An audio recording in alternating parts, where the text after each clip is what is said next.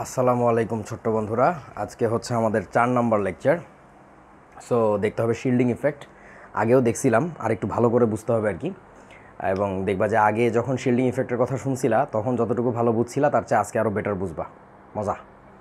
Lanthanide and actinide contraction আর ionization potential দেখতে হবে আমাদের। সো এইটা নিয়েই মেইনলি আমাদের আলোচনা হবে আজকে। এই দুইটা হালকা করে একটু বলে যাব, তেমন ইম্পর্ট্যান্ট টপিক না, জানার মতো শেখার মতো অনেক কিছু আছে, বাট এত কিছু আসলে লাগে না আর কি। হ্যাঁ, সো এখানে সময় দিব কম।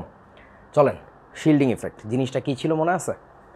এইটা যদি আমাদের নিউক্লিয়াস হয়, সো নিউক্লিয়াসকে শিল্ডিং করে রাখে ভাইয়া কে? এই চ্যাপ্টারটা কি সিকিউর জন্য বেশি ইম্পর্টেন্ট হ্যাঁ, নাকি এমসিকিউ হ্যাঁ, নাকি হ্যাঁ, দুটোটাই? দোনোটা তো বটেই, বিশেষ করে সিকিউর জন্য বেশি ইম্পর্ট্যান্ট। ওই যে পিরিয়ডিক টেবলের একটা ব্রোকেন পার্ট দিবে, ওইখান থেকে বিভিন্ন আবোল তাবোল কোশ্চেন করবে, ওগুলো আনসার দিতে হবে। আচ্ছা, সো এটা ধরো নিউক্লিয়াস, এটা হচ্ছে ফার্স্ট শেল, এটা ভালো হয় নাই, এটা ধরো ফার্স্ট শেল, এটা ধরো সেকেন্ড শেল, এটা ধরো থার্ড শেল, এরকম। সো কাহিনীটা হচ্ছে কি, ফার্স্ট শেলের যে ইলেকট্রনগুলো আছে তারা কি করে? তারা তো এরকম বুটি বুটি না, তারা কি করে? Like a cloud, the whole nucleus gets covered by them, right? So পুরো নিউক্লিয়াসটাকে ঘিরে ধরে রাখে। এখন সেকেন্ড শেলের যে ইলেকট্রনগুলো আছে, ধরো এরকম ইলেকট্রন আছে কিছু, বুঝলাম। সো এই ইলেকট্রনগুলো কী চাচ্ছে? ওই ইলেকট্রনগুলোকে নিউক্লিয়াস ভিতরের দিকে টানতেছে, তাই না? নিউক্লিয়াস ভিতরের দিকে টানতেছে, এইটা ভিতরের দিকে টানতেছে, এইটা ভিতরের দিকে টান খাচ্ছে, এরা সবাই ভিতরের দিকে পুল, মানে পুলিং ফোর্সে আছে, পুলড হচ্ছে। সো এখন ঘটনা হচ্ছে, সেই পুলিংয়ের এগেইনস্টে রেজিস্ট করে কে বলেন তো আমাকে একটু? সেই রেজিস্ট্যান্সটা দেয় হচ্ছে এই যে সেকেন্ড শেলের ইলেকট্রনগুলো, তারা হচ্ছে আউটওয়ার্ড পুশ দেয়, এই যে এদিকে রিপেল করে, মানে রিপালশন দেয়। আমার কথা কি বুঝছো তোমরা বন্ধুরা? জি ভাইয়া। সো এই যে বাইরের দিকে পুশ দিচ্ছে, এইটার কারণে সেকেন্ড শেলের ইলেকট্রনগুলো কি যেখানে থাকার কথা ছিল সেখানে থাকবে, নাকি একটু দূরে চলে যাবে বলেন তো? দূরে চলে যাবে ভাইয়া। দূরে চলে যাবে। আচ্ছা, সো ধরো এখানেও কিছু ইলেকট্রন ছিল, কথার কথা আর কি, এই যে বাইরের দিকে ফোর্স দিচ্ছে, সব দূরে চলে যাবে। এই ঘটনাটার কারণে আমরা যেটা পাই সেটা হচ্ছে কি, অ্যাটমিক রেডিয়াস ইফেক্টিভলি কি বড় হয়ে যায় নাকি ছোট হয়ে যায় বলুন তো? বড় হয়ে যায় ইফেক্টিভলি। ইয়াস, এইটাকে আমরা বলতেছি শিল্ডিং ইফেক্ট। যে কেন এরকম ঘটতেছে আমরা আনসার দিব ভাই, শিল্ডিং ঘটতেছে, দ্যাটস ওয়াই এই ঘটনাটা ঘটতেছে। এখন আমাকে একটু মনে করে বলো, শিল্ডিং করতেছে কে? মানে শিল্ডিং কে করে, কার উপরে বলো? n minus লোয়ার 1 এনার্জি লেভেলের ইলেকট্রন গুলো উপরের এনার্জি লেভেলের ইলেকট্রনের উপর শিল্ড ক্রিয়েট করে। ওকে, গুড। আর কেউ এন দিয়ে কি জানি বলতেছিলা? Shielding by n minus 1 shell nth শেলের উপর। ওকে, ঠিক আছে, পাশ। কথা ঠিক, বাট দুজনের কথাই ঠিক। আমি একটু যদি এভাবে বলি, shielding by nth shell on কি বলেন তো, n প্লাস 1th শেল। এটা কি বলা যায় দেখো তো? এন শেলের শিল্ডিং ঘটে n প্লাস 1 শেলের উপরে। এটা যদি nth শেল হয়, it is applying the shielding effect on n plus 1। n plus 2 এর উপরে থাকতে পারে, খুবই সামান্য, বাট যতই দূরে যাব তত আস্তে আস্তে কমতে থাকবে। সব বুঝে গেছি ভাই। এখন আমাকে বলো, এই শিল্ডিংটা আসলে আমরা দেখি কোথায়? শিল্ডিং ইফেক্টের কারণে রেডিয়াস যে ইফেক্টিভলি বড় হয়ে যায়, এই জিনিসটা কি আমরা একটা পিরিয়ড পাই নাকি কোনো একটা সার্টেন গ্রুপে পাই? কোথায় পাই বলেন তো? বলো। গ্রুপে পিরিয়ডে পাই। একটা পিরিয়ডে সরি ভাইয়া, গ্রুপে পাই, গ্রুপে। মেইনলি গ্রুপে পাই। হ্যাঁ, সিন ইন আ গ্রুপ, মানে basically seen in a group. এখন ঘটনা হচ্ছে এটার কারণে কি হয়, রেডিয়াস আমাদের ইফেক্টিভলি বেশ বড় হয়ে যায়। খুব ভালো কথা, এগুলো তো আগের কথা। নতুন কথা কি বলবেন ভাই সেটা বলেন। সেই নতুন কথাটা হচ্ছে, তোমরা একটু আমাকে বলো তো বাবারা, সবচেয়ে বেশি শিল্ডিং ইফেক্ট ঘটাবে কে? কোন সাবশেল? এস সাবশেলের ইলেকট্রনগুলা, পি সাবশেল, ডি নাকি এফ? একটু ভেবে বলো তো, কি মনে হয়?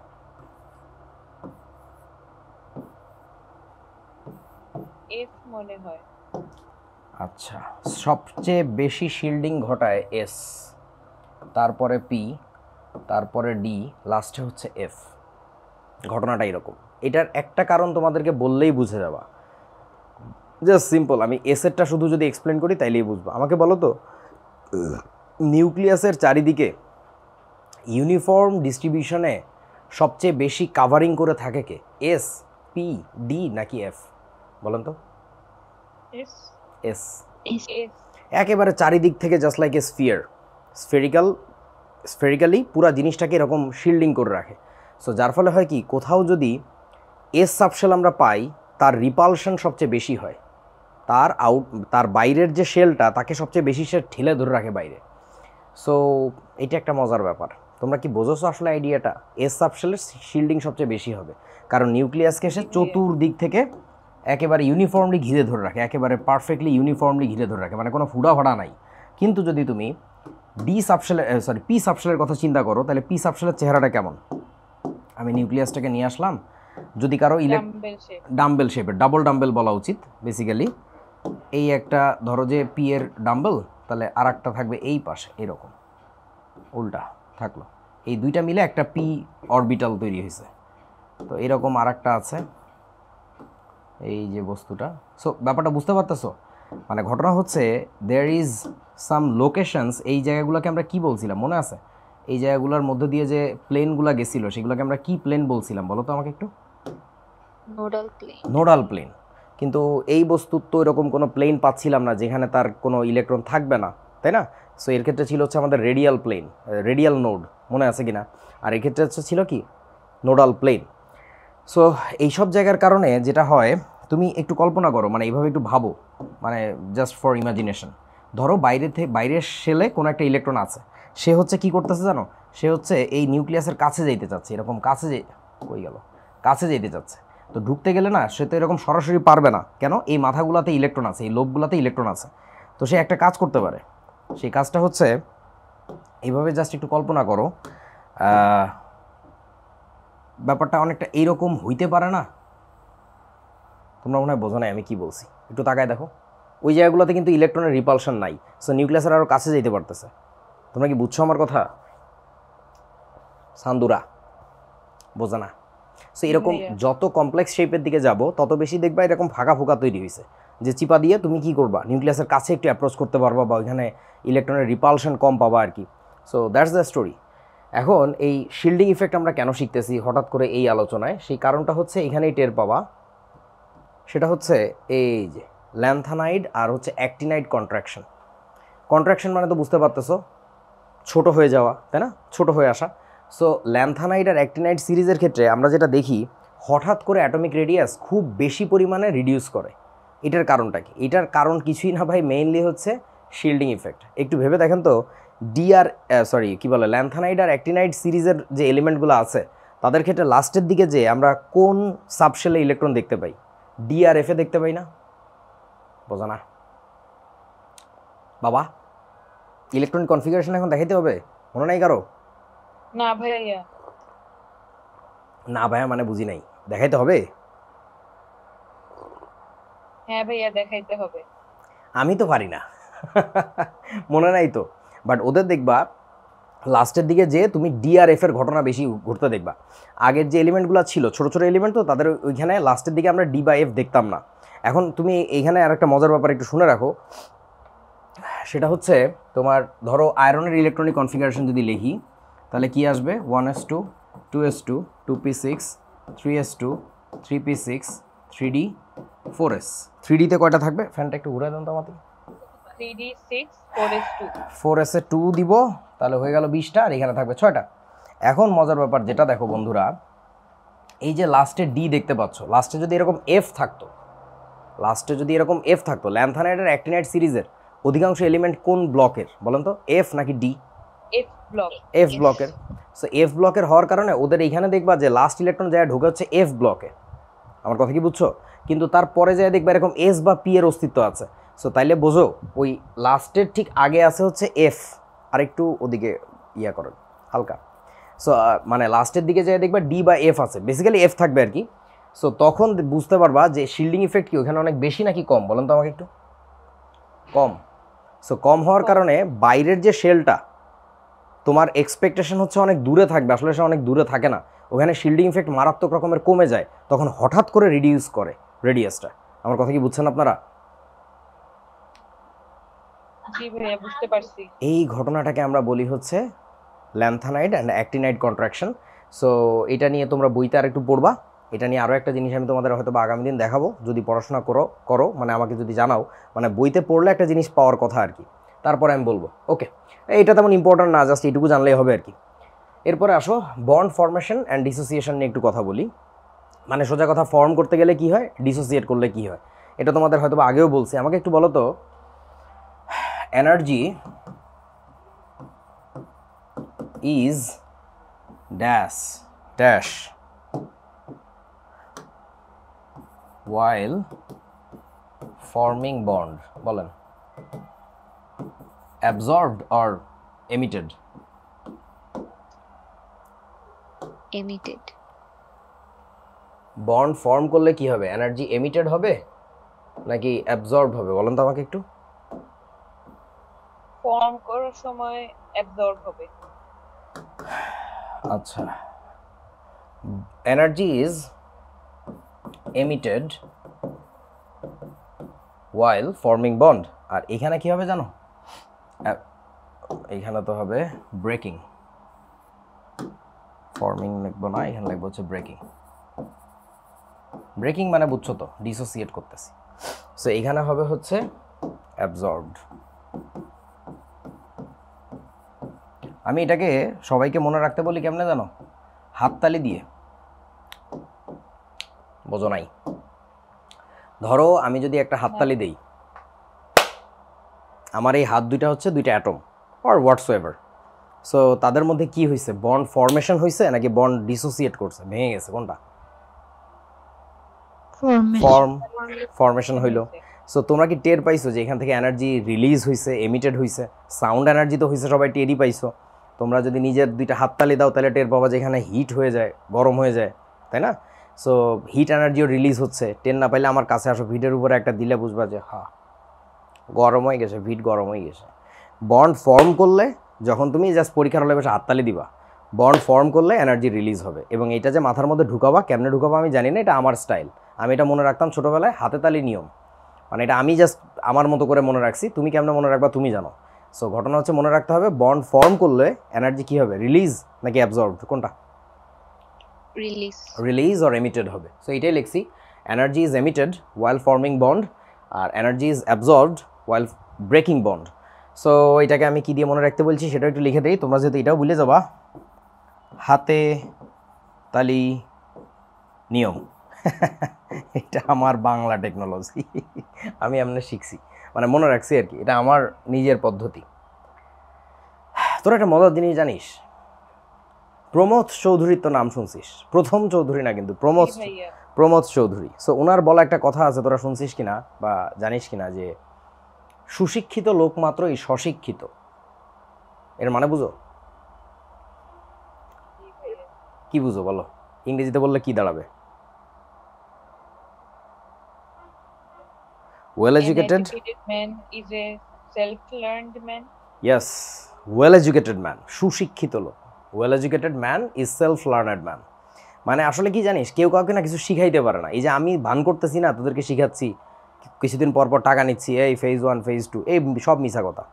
আমি তোদের কিছুই শিখাচ্ছি না, যার যার শেখার তারা নিজেরাই শিখতেছে, এটা হচ্ছে সত্যি কথা। তো এটা আমি কেন হঠাৎ করে বললাম, গতকালকে অপূর্বর ক্লাসের আগে ওর স্লাইড বানানো শেষ হয় না, মানে আমাদের অফিসের যে পিসিগুলো, হঠাৎ করে দুইটাতে সমস্যা হয়েছে। সো মাইক্রোসফট অফিসে কাজ করা যাচ্ছে না, মানে ওই যে হয় না ঝামেলা, উইন্ডোজ পিসি আমার এই কারণে পছন্দ না, ধুমধারাক্কা কী ঝামেলা হবে। তো ওর স্লাইডের কাজ শেষ হয় নাই, তো পরে আমি করছি কি, নিজে এসে টাইপিং শুরু করছি, যে সাইডে যাও আমিও করি, কারণ ক্লাস তো নিতে হবে তাড়াতাড়ি।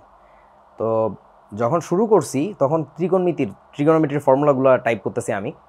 তো দেখলাম যেটা ও যে মানে পিডিএফটা দিছে, যেখান থেকে যে ছবিগুলো যে বই থেকে তুলে দিছে, ওইখানে অনেকগুলো ভুল। তো আমি সেই কোন আমলে পড়ছি আমিও দেখে মনে করতে পারতেছি যে এই সূত্রতে এইরকম না। তো পরে ওকে দেখালাম যে এটা ঠিক ভুল হয়েছে না, পরে বললো হ্যাঁ ভাই এগুলো তো ভুল হয়েছে, ঠিক করতেছিলাম।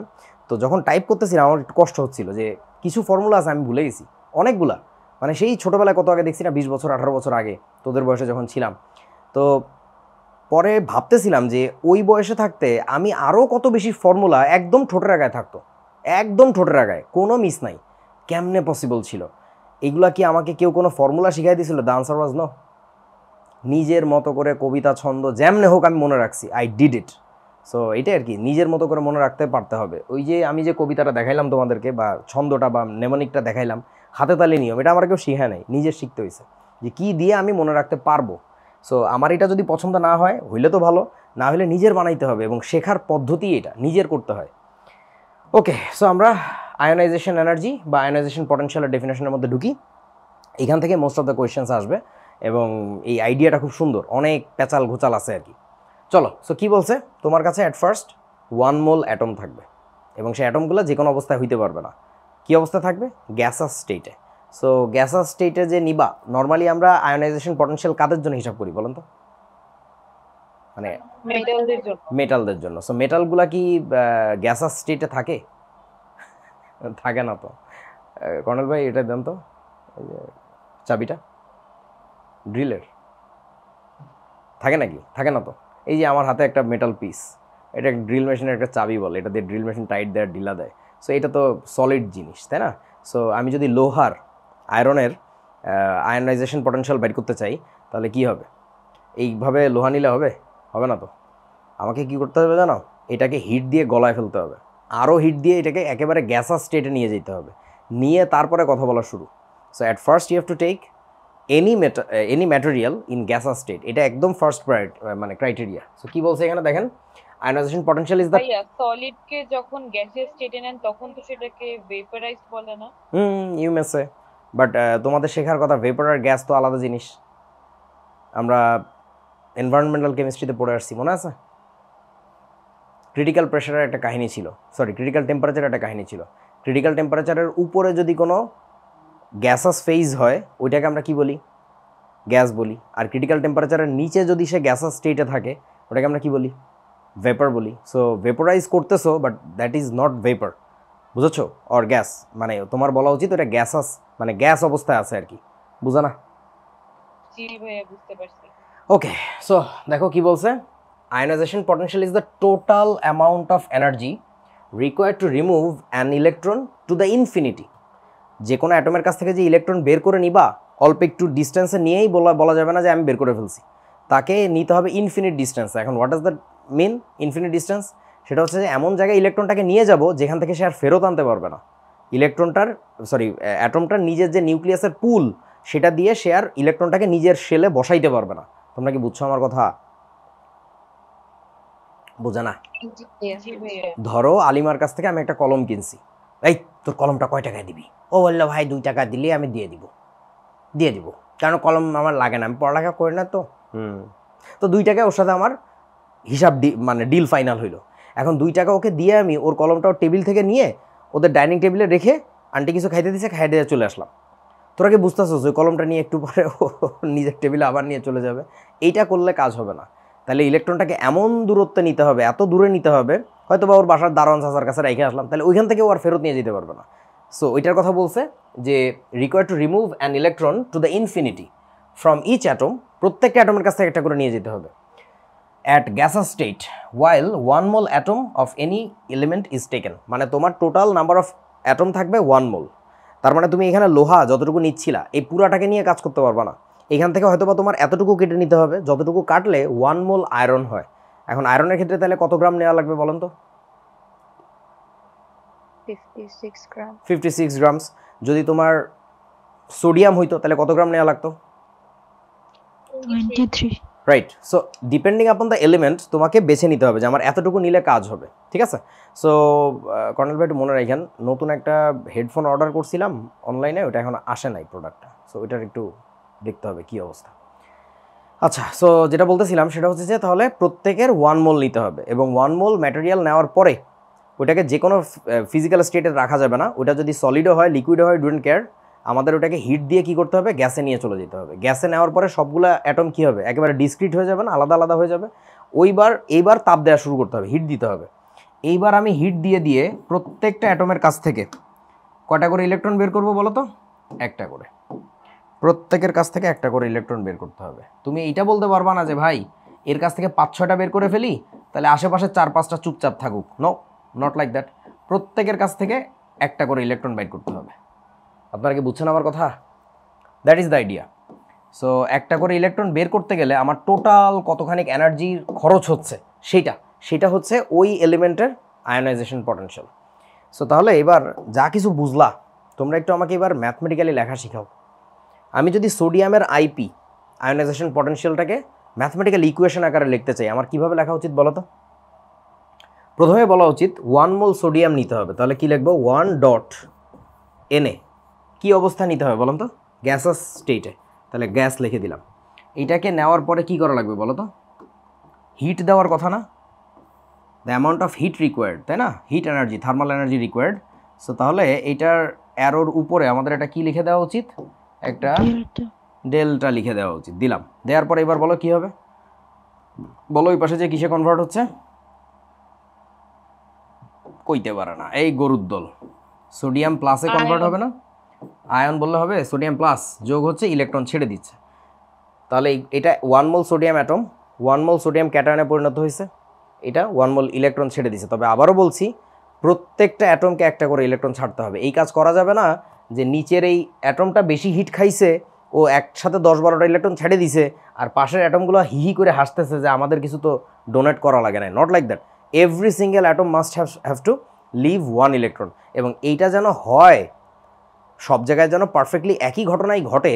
দ্যাটস দ্য রিজন ওয়াই আমরা পুরো জিনিসটাকে গ্যাসাস স্টেটে নিছি। তোমরা মনে হয় বোঝো নাই আমার কথা। মানে ভাইয়া সব জায়গায় হিটটা ইকুয়ালি ডিস্ট্রিবিউট হবে। যে স্যার ভাত রাঁধছো কোনোদিন? রান্ধো নাই আমি জানি তো, তোমরা তো কতিপয় গান্ডু। ভাত রান্না করার মিশা কথা কইস না। ভাত রান্না বসাই দিছি। হ্যাঁ বসায় দিয়ে দৌড় দিয়ে চলে আসি, কার্টুন চলছে। তোমরা তো কার্টুনও দেখো না, তোমরা কি দেখছো আল্লাহ জানে। সো না ভাই, শোন, ভাত রান্না করার সময় লাস্ট মোমেন্টে কেন পুড়ে নিচে লেগে যায় জানেন? হাড়ির নিচে লেগে যায়। পানি কম থাকে, পানি কম থাকে। তাই পানি যখন কমে যাবে তখন ওর ভিতরে ফ্লুইডিটি কমে যাবে। ফ্লুইডিটি বোঝো তো? ফ্লো করতে পারে না এক জায়গায়। মানে হাড়ির তলায় কি হিট বেশি লাগতেছে না? ওইখানের যে চালগুলা, ওগুলা যে হিটটা পাইলো, সেই হিট নিয়ে এসে দৌড়ায় সরে যেতে চায়। ওই যে কাইনেটিক এনার্জি বেড়ে গেছে, ও দৌড়ায় সরে যেতে চায়। ও সরতে পারতেছে না, because that thing has become almost like solid. পানি নাই, ফ্লুইডিটি নাই। তোমরা আমার কথা বোঝো নাই, ফ্লো করতে পারতেছে না। তো বুঝেছো? বুঝেছি। সো ঘটনা হচ্ছে তুমি গ্যাসে নেওয়ার কারণই বেসিক্যালি এটা ছিল। এটা হচ্ছে মেইন রিজন আর কি, যে কেন গ্যাসাস স্টেটে নেয়। এটা আর একটা কারণ আছে, ওটা বলতেছি না, বেশি ছোটো মানুষ তোমরা। সো ঘটনা হচ্ছে যে গ্যাসে নেওয়ার কারণেই এটা সব জায়গায় যেন হিট সমান পরিমাণে লাগে। কখনো যেন এমন খুঁজে না পাওয়া যায় যে এই চিপার যে অ্যাটমটা ও নড়তে পারতেছে না, ও 5-7টা 10-12টা ইলেকট্রন ছাড়ছে, আর পাশেরগুলো দাঁত খিলখিল করে হারতেছে, তুই একাই ছাড়, আমার ছাড়া লাগবে না। তা না, সবাই একটা করে ইলেকট্রন ছাড়বে। এটার ফলে যে পরিমাণে হিট অ্যাবজর্ব বা রিলিজড হবে, কি হবে এখানে? হিট অ্যাবজর্ব নাকি রিলিজড বলেন? অ্যাবজর্ভ করতেছে, কনফিডেন্টলি বলতে হবে। সো হিট যদি অ্যাবজর্ভ করে, আমাকে একটু বলো এই রিয়াকশনের যে ডেল এইচ হবে সেটা কি প্লাস আসবে নাকি মাইনাস আসবে বলো তো? নেগেটিভ আসবে। এই বিক্রিয়ার এই রিয়াকশনের ডেল এইচটা আসবে হচ্ছে পজিটিভ। গাধা, গরু, অশিক্ষিত, ছাগলের নাতি, এই বেটা কি রে ভাই, হিট অ্যাবজর্ভ করলো না? হিট অ্যাবজর্ভ করলে তাহলে এটা কি ধরনের রিয়াকশন হয়েছে বলেন তো? হিট যেখানে অ্যাবজর্বড হয়, এটা কি ধরনের রিয়াকশন? অ্যাবজর্ব করলে এন্ডোথার্মিক। এন্ডোথার্মিক রিয়াকশন হয়। এই যে এমিশন হইলে এইটার ডেল এইচ হবে হচ্ছে কি? নেগেটিভ। আর এইটার ডেল এইচ কত আসবে বলেন তো? এইটার ডেল এইচ হবে হচ্ছে পজিটিভ। এটা তো বোঝা লাগবে, বাচ্চা জিনিস। তো এইবার তাহলে বলো ডেল এইচ এর ভ্যালু কি পজিটিভ আসবে না প্লাস সামথিং? ধরো প্লাস কত আমি জানি না, আন্দাজে একটা ভ্যালু দেই। প্লাস ধরো যে পি কিলোজুল। এই যে পি কিলোজুলটা হইল রে বন্ধু, এই যে পি কিলোজুলটা হইল, এইটাকে আমরা বলতেছি কি জানো? এটাকে আমরা বলতেছি হচ্ছে আইপি অফ সোডিয়াম। সোডিয়ামের আইপি হচ্ছে এটা, এই ভ্যালুটা, এই হিটটা। আপনারা কি বুঝছেন আমার কথাটা? জি ভাইয়া। আচ্ছা, এইবার তোমরা একটু আমাকে বলো তো, ম্যাগনেসিয়ামের আইপির ইকুয়েশন আমি লিখতে চাই। ধরো ম্যাগনেসিয়াম, হোয়াট শুড বি ইট? বলো প্রথমে কি লেখা উচিত আমাদের? বলো। 1 ডট mg ব্র্যাকেটে গ্যাস, তারপরে বলো অ্যারো হিট, হ্যাঁ, তারপর Mg 2 প্লাস প্লাস 2 ইলেকট্রন যোগ হচ্ছে 2 ইলেকট্রনস। এই বিক্রিয়ার যে ডেল এইচ হবে, এই হইল কিছু একটা, বলো এই রিয়াকশনের যে ডেল এইচটা আমরা পাবো, জায়গা নাই রে বাবা এখানে, আচ্ছা এই রিয়াকশনের যে ডেল এইচটা আমরা পাবো সেটাকে এইভাবে লিখলাম, ধরো প্লাস কিউ কিলোজুল নাম দিলাম। ওকে, সো এই প্লাস কিউটাকে আমরা বলবো হচ্ছে তখন কি বলেন তো, আইপি অফ ম্যাগনেসিয়াম। ওকে, সবাই একটু কষ্ট করে যার যার নিজের কান ধরেন, জায়গায় বসে, নড়াচড়া করবেন না, একদম আওয়াজ দেওয়া যাবে না, মানিজ্যতের প্রশ্ন। যার যার নিজের কান ধরে কিছুক্ষণ নিজের থাপড়ান, গাধা কোথাকার, এই অশিক্ষিত, তোদেরকে কতবার করে বললাম, every single atom must lose one single electron and you need to have totally 1 mole atom, that's all right, but প্রত্যেকটা অ্যাটম কয়টা করে ইলেকট্রন ডোনেট করার কথা বলেন দেখি। 1 electron. Why did you do so? 2+ কই পাইলা? ভাই mg 2+ ছাড়া তো জীবনে দেখিনি। তা কি হইছে? আচ্ছা তোরা আমাকে একটু বলতো, ধর তুই যখন ইলেকট্রিক পোটেনশিয়াল বাইর করিস তখন ডেফিনেশন কি ছিল? তুমি ইনফিনিট ডিস্টেন্স থেকে যদি +1 কুলম্ব চার্জ ফিল্ডের মধ্যে নিয়ে আসো তখন যে পরিমাণে কি হয়, ওয়ার্ক ডান হয়, that's what E call the electric field potential of that field. মনে আছে আপনাদের? জি ভাই। তাইলে এখন তুই কোন একটা ফিল্ডে যায় দেখলি ও 5 কুলম্ব করে টাইনা নিয়ে আসতেছে ভিতরে, আমি কি করব তাতে? তুই 5 দিয়ে ডিভাইড কর, তাইলে তুই পেয়ে যাবি কি পার কুলম্ব পুলিংয়ের জন্য তার কি পরিমাণে ওয়ার্ক ডান হচ্ছে। সো সিমিলার ওয়ে আমি বুঝলাম রে ভাই ও 2টা করে ইলেকট্রন ছাড়ে, দ্যাট ডাজন্ট মিন যে ও একবারে 2টা ছেড়ে দেয়, ও আর মানে দুনিয়ার সব কিছু আসলে একটা একটা করে হয়। সো ওর ফার্স্ট ইলেকট্রন ডোনেট করার সময়, ছেড়ে দেওয়ার সময় যে পরিমাণে হিট সে অ্যাবজর্ভ করছিল, that should be called as ionization potential of magnesium. বোঝো নাই আমার কথা? জি ভাইয়া, বুঝতে পারছি। অশিক্ষিত ফোলাভার নিয়ে খুব ডিস্টার্ব। এই যে mg প্লাস হবে, এইটা কেটে দিব, শুধুমাত্র থাকবে হচ্ছে ইলেকট্রন, তখন এই যে ঘটনা ঘটবে এইটাকে আমরা বলবো হচ্ছে আইপি অফ ম্যাগনেসিয়াম। খুব সাবধান, খুব ভালো করে বোঝো। আচ্ছা তোদেরকে একটা কথা মনে আছে, আমি কি বলছিলাম কখনো, আই গেস ফার্স্ট ক্লাসে বলা হয়েছিল, আইপি আমরা নাকি সেকেন্ড ক্লাসে, আইপি আমরা কাদের জন্য বাইর করি মনে পড়ে?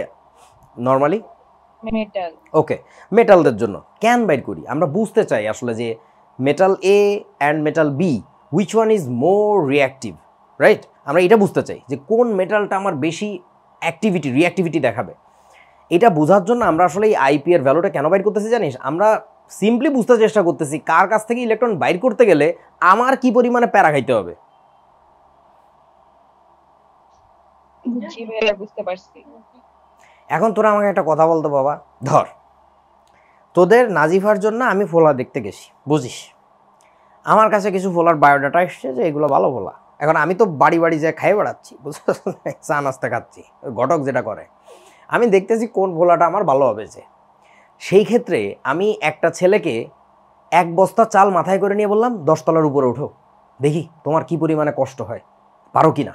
আর আরেকটা ছেলের বাসায় যাই আমি বললাম তুমি 2 বস্তা একসাথে কান্দে উঠায় নিয়ে 10 তলায় উঠো, এরপরে দেখি তোমার কতখানি কষ্ট হয়। এই ডেটাগুলো দিয়ে আমি যদি ছেলেগুলোর মধ্যে কম্পেয়ার করি, am I doing something good? না, প্রত্যেকজনকে 1 বস্তা করে দিতে হবে। প্রত্যেককে একই কাজই করতে হবে। দেখো নাজিফা নিজেই বলতেছে যে ভাই এই কাজটা করিয়েন না, আপনি একটু অন্যায় করতেছেন। এদের মধ্যেই যে কোনো একজন তো আমার ভবিষ্যৎ একটা ব্যাপার হবে। সো ঘটনাটা ঠিক এরকম, যা করবা সবাইকে একই স্ট্যান্ডার্ডে কাজ করতে হবে। আমি জানি ম্যাগনেসিয়াম ইউজুয়ালি 2টা ইলেকট্রন ছাড়ে, but that even doesn't happen একসাথে, বুঝো নাই, একটা একটা করেই ছাড়ে। সো তার ফার্স্ট ইলেকট্রন ডোনেট করার সময় দেখবা কি পরিমাণে হিট তোমার কাছে ডিমান্ড করে, যে আমাকে এতখানি হিট দিতে হবে তাইলে আমি ইলেকট্রনটা ছাড়বো। ওকে, সো আমি এতক্ষণ যে কথাটা বলছিলাম ওই যে বন্ড ফর্মেশন আর বন্ড ব্রেকিং, সেটা কিভাবে রিলেটেড, এখানে কেন কথা বলছিলাম তোমরা কি টের পাইছো এখনো? How they are related those ideas? পাও নাই মনে হয়। না ভাই। এখানে বলো তো বন্ড ব্রেকিং হচ্ছে নাকি বন্ড ফর্মেশন হচ্ছে? What is happening here? Breaking হচ্ছে। বন্ড ব্রেক করতে গেলে তোমার কাছ থেকে হিট নেয়, সিস্টেম হিট অ্যাবজর্ভ করে, হিট প্রডিউস করে না। দ্যাটস ওয়াই যেহেতু তোমার কাছ থেকে হিট নিচ্ছে, ও খেয়ে ফেলতেছে, দ্যাটস ওয়াই ডেল এইচের ভ্যালুগুলো পজিটিভ আসছে। এবার কি রিলেট করতে পারছেন কেন আমি আগে বগর করছিলাম বন্ডিং নিয়ে? And this is a chemical bond chapter. এই পুরো চ্যাপ্টারে এইটা সেন্ট্রাল আইডিয়া, এই কাজটা বারবার করতে হবে, একটু খেয়াল রাখো। ওকে, সো এইটা গেল। এরপরে চলো তোমরা একটু এই ঘরটা শূন্যস্থানগুলো পূরণ করো তো। fill in the blanks. As the size of the atom increases, imagine you have got two atoms, one is smaller, another one is bigger, A and B. এইভাবে একটু কল্পনা করো। As the size of the atom increases, তার মানে A থেকে B তে গেছে। বলো ionization potential decreases. কি হবে? ইনক্রিজ নাকি ডিক্রিজ বুঝা বল। Decreases হবে। কেন? এই ডিক্রিজ বানান কি আগে তাই বল। যত বড় হবে তার থেকে ইলেকট্রন নেওয়া তত সহজ হবে। আগে বল বানান কি, স্পেলিং পাইতেছি না। ডি RES সবাই একবার ASES ওকে ঠিক আছে ধন্যবাদ। আমি এইগুলাতে খুব ডিস্টার্ব। ওকে সো আইপি এর ভ্যালু কেন ডিক্রিজ করে? বিকজ তুমি একটু ভাবো তো, যে অ্যাটমটা যত বোটকা তার লাস্ট ইলেকট্রনটাই তো আমরা রিলিজ করতেছি, রাইট? সো লাস্ট ইলেকট্রন কি নিউক্লিয়াস থেকে কি অনেক বেশি লং ডিস্টেন্স রিলেশনশিপে আছে, তাই না? তাহলে ওকে কি করতে হবে? অল্প একটু হিট দিলেই কি করতে পারবা তুমি? বের হয়ে যাবে সহজে। So small amount of heat is enough to remove that electron, that's it. So যে পরিমাণে হিট আমার তোমাকে দেয়া লাগে তোমার কাছ থেকে ইলেকট্রন বের করার জন্য, that amount is called the IP of U. কার মাইকে সমস্যা? শারমিনের। আচ্ছা সো ঘটনা হচ্ছে as the size of the atom increases ionization potential decreases. আশা করি সবাই বুঝছেন। এইবার আমাকে বলেন বন্ধুগণ, নিচের লাইনটা কি হবে? রিঅ্যাক্টিভিটি অ্যাজ আ মেটাল কি হবে? ইনক্রিজেস নাকি ডিক্রিজেস? Increases. সব মারামারি লাগাই দিছো? ভেবে চিনতে বলো, যা বলবা ভেবে চিনতে বলো। Reactivity increases. Reactivity increases. এই ইনক্রিজেস বানান কি? এইটা মনে হয় হবে। ঠিক আছে না আমার টেকনোলজিটা? দেখতো জি ভাইয়া এটাই। আমি একজন অসাধারণ জ্ঞানী লোক হয়ে গেছে। আচ্ছা কেন এরকম হবে তোরা একটু ভাব বাবা। আগে একটা ফিলোসফি শিখে নে, যে কারোর রিঅ্যাক্টিভিটি চিন্তা করতে গেলে আগে তুই একটা কোশ্চেন নিজের কাছে করবি, হোয়াট ইজ ইটস ফাংশন? ওর কাজ কি, মানে ওর চাকরিটা কি? ধর একজন টিচারের চাকরি কি? কথা বলা নাকি চুপ করে থাকা? বলেন তো। কথা বলা। সে যদি কথা না কয়, ধর আমি কল্পনা কর একদিন ক্লাসে আইসা ক্যামেরা ট্যামেরা চালা এরম দাঁড়ায় আছে,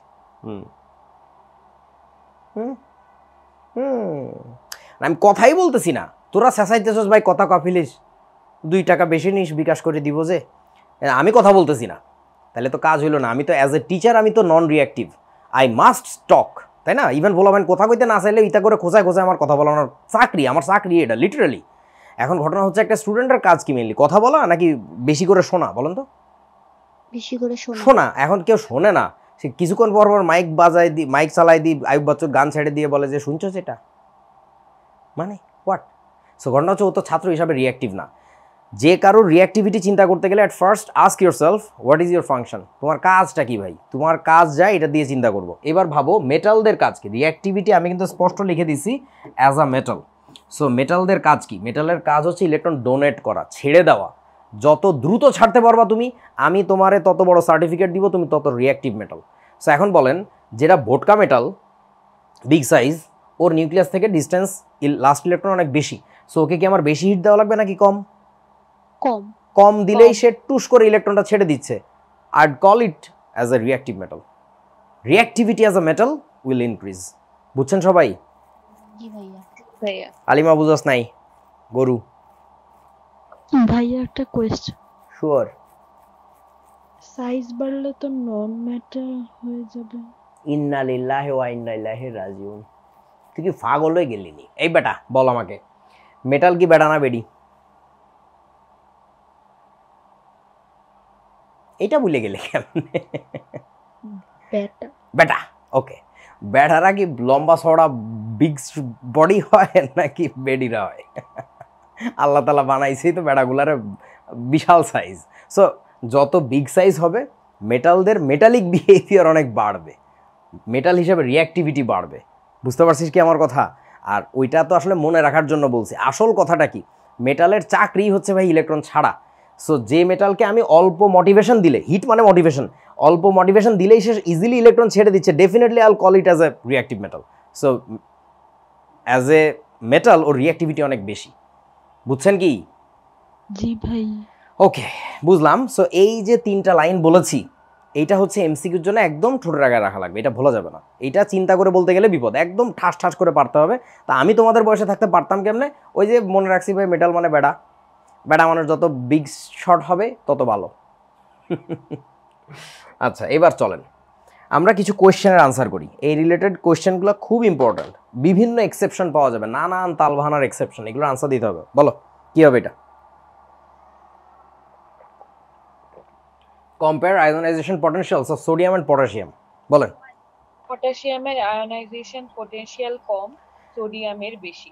গুড। এখন আগে বলো, আমি যদি লিখে লিখে করতে চাই কিভাবে করতে হয়? সোডিয়ামকে লিখলাম, এরপরে কার সাথে কম্পেয়ার চলতেছে? Sodium and potassium. কে লিখবো? ঠিক আছে, বুঝতে পারছো সবাই? জি ভাইয়া। ওকে, ঠিক আছে তো আমার লেখা নাকি? সোডিয়াম আর পটাশিয়ামের কম্পারিজন চলতেছে, ঠিকই ভাইয়া। হ্যাঁ? ঠিক আছে ভাই। ওকে, সবাই যার যার কান ধরে নিজ দায়িত্বে। ভাইয়া সোডিয়াম প্লাস সোডিয়ামের Potassium নিচে না plus- পটাশিয়াম হবে? কে বললো এটা? কে দিয়ে নাম? কে এটা? ভাইয়া আমি। আমি তো কেমনে? একই সামিয়া। সামিয়া, সাবাস। এই কাণ্ডটা করবা, সামিয়া বাদে বাকি সবাই কান ধরে উঠবস করো। তোমাকে পিরিয়ডিক টেবল শেখানো হয়েছেটা কেন? অনলি বিকজ তুমি যে যেখানে অবস্থিত, অবস্থিত বুঝো, সিচুয়েটেড, তাকে সেইখানে রেখে কল্পনা করবা, ইমাজিন করতে হবে। তুমি অন্য আগানে বাগানে রেখে চিন্তা করলে হবে না। কে আমার কথা বোঝে না? যার লোকেশন যেখানে, বুঝেছি ভাই। রিলেটিভ পজিশন বুঝতে হবে আমাদের। সো ব্যাপারটা হচ্ছে এইটা আঁকার পরে তুমি এটা রাফে করো, ডাজন্ট ম্যাটার, বাট তোমার মনের কল্পনাটা যেন ভুল না হয়, সেটার জন্য কি করা লাগবে? এইটা ধরো এই সাইজের, তাহলে পটাশিয়াম কি আরো ভোটকা সাইজের হবে? এটা তুমি কখন বুঝবা? যখন তুমি তাকে পারফেক্ট জায়গায় লিখবা। তুমি আবল তাবল জায়গায় লিখলে তো উল্টাপাল্টা চিন্তা আসতেছে। আর this is just the question that I am starting with. তোমরা জানো আমার সিনে ফেলার কথা, প্রথম প্রশ্ন আমি প্রথম আলোচনা সবসময় সহজই করি। তোমার কোনো ধারণাই নেই আজকের ক্লাসের লাস্টের দিকে যেতে গেলে কই নিয়ে চলে যাব। সো ব্যাপারটা হচ্ছে তুমি যদি এখন থেকে নিয়ম মানার অভ্যেস না হয়, মহা বড় বিপদে পড়ে যাবা। ওকে, সো সোডিয়াম আর পটাশিয়ামের এই অবস্থা। তারপরে কি কথা বলে দিব? সহজ কথা, যেহেতু মানে since radius of sodium is কি স্মলার দ্যান রেডিয়াস অফ কি potassium, therefore IP of sodium is suppose to B bigger than IP of কি বলেন তো? পটাশিয়াম। শেষ।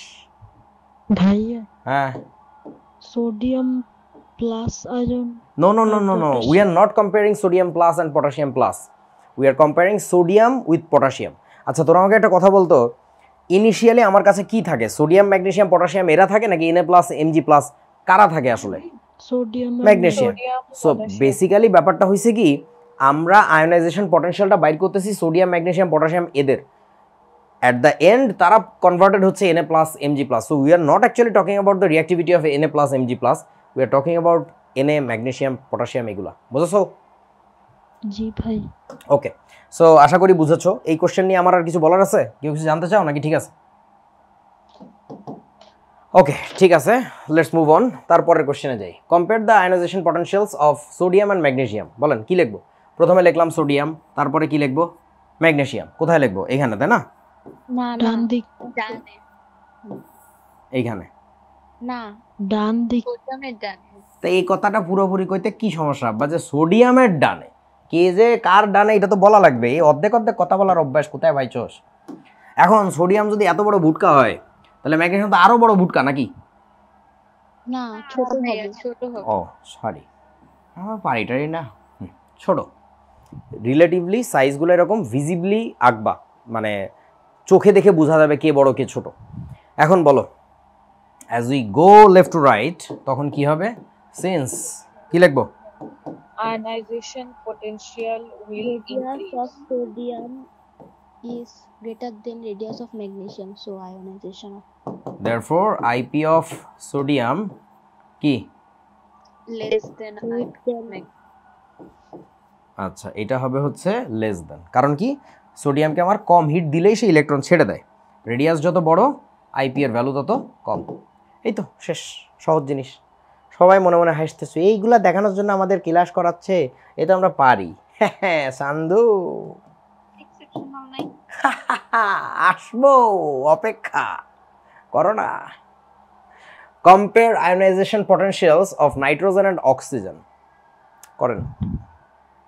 নাইট্রোজেনেরটা বেশি, অক্সিজেনেরটা কম। ওকে, সো নাইট্রোজেন এখানে যদি থাকে, তাহলে আমার অক্সিজেন কোথায়? ডানে, বামে, উপরে, নিচে বলো। ডানে। Then এর ডানে। One group right. আচ্ছা তাহলে অক্সিজেন লিখলাম। বলো এবার নাইট্রোজেনের সাইজ কতদূর? ভোটকা। অক্সিজেন কি হবে? পিচ্চি।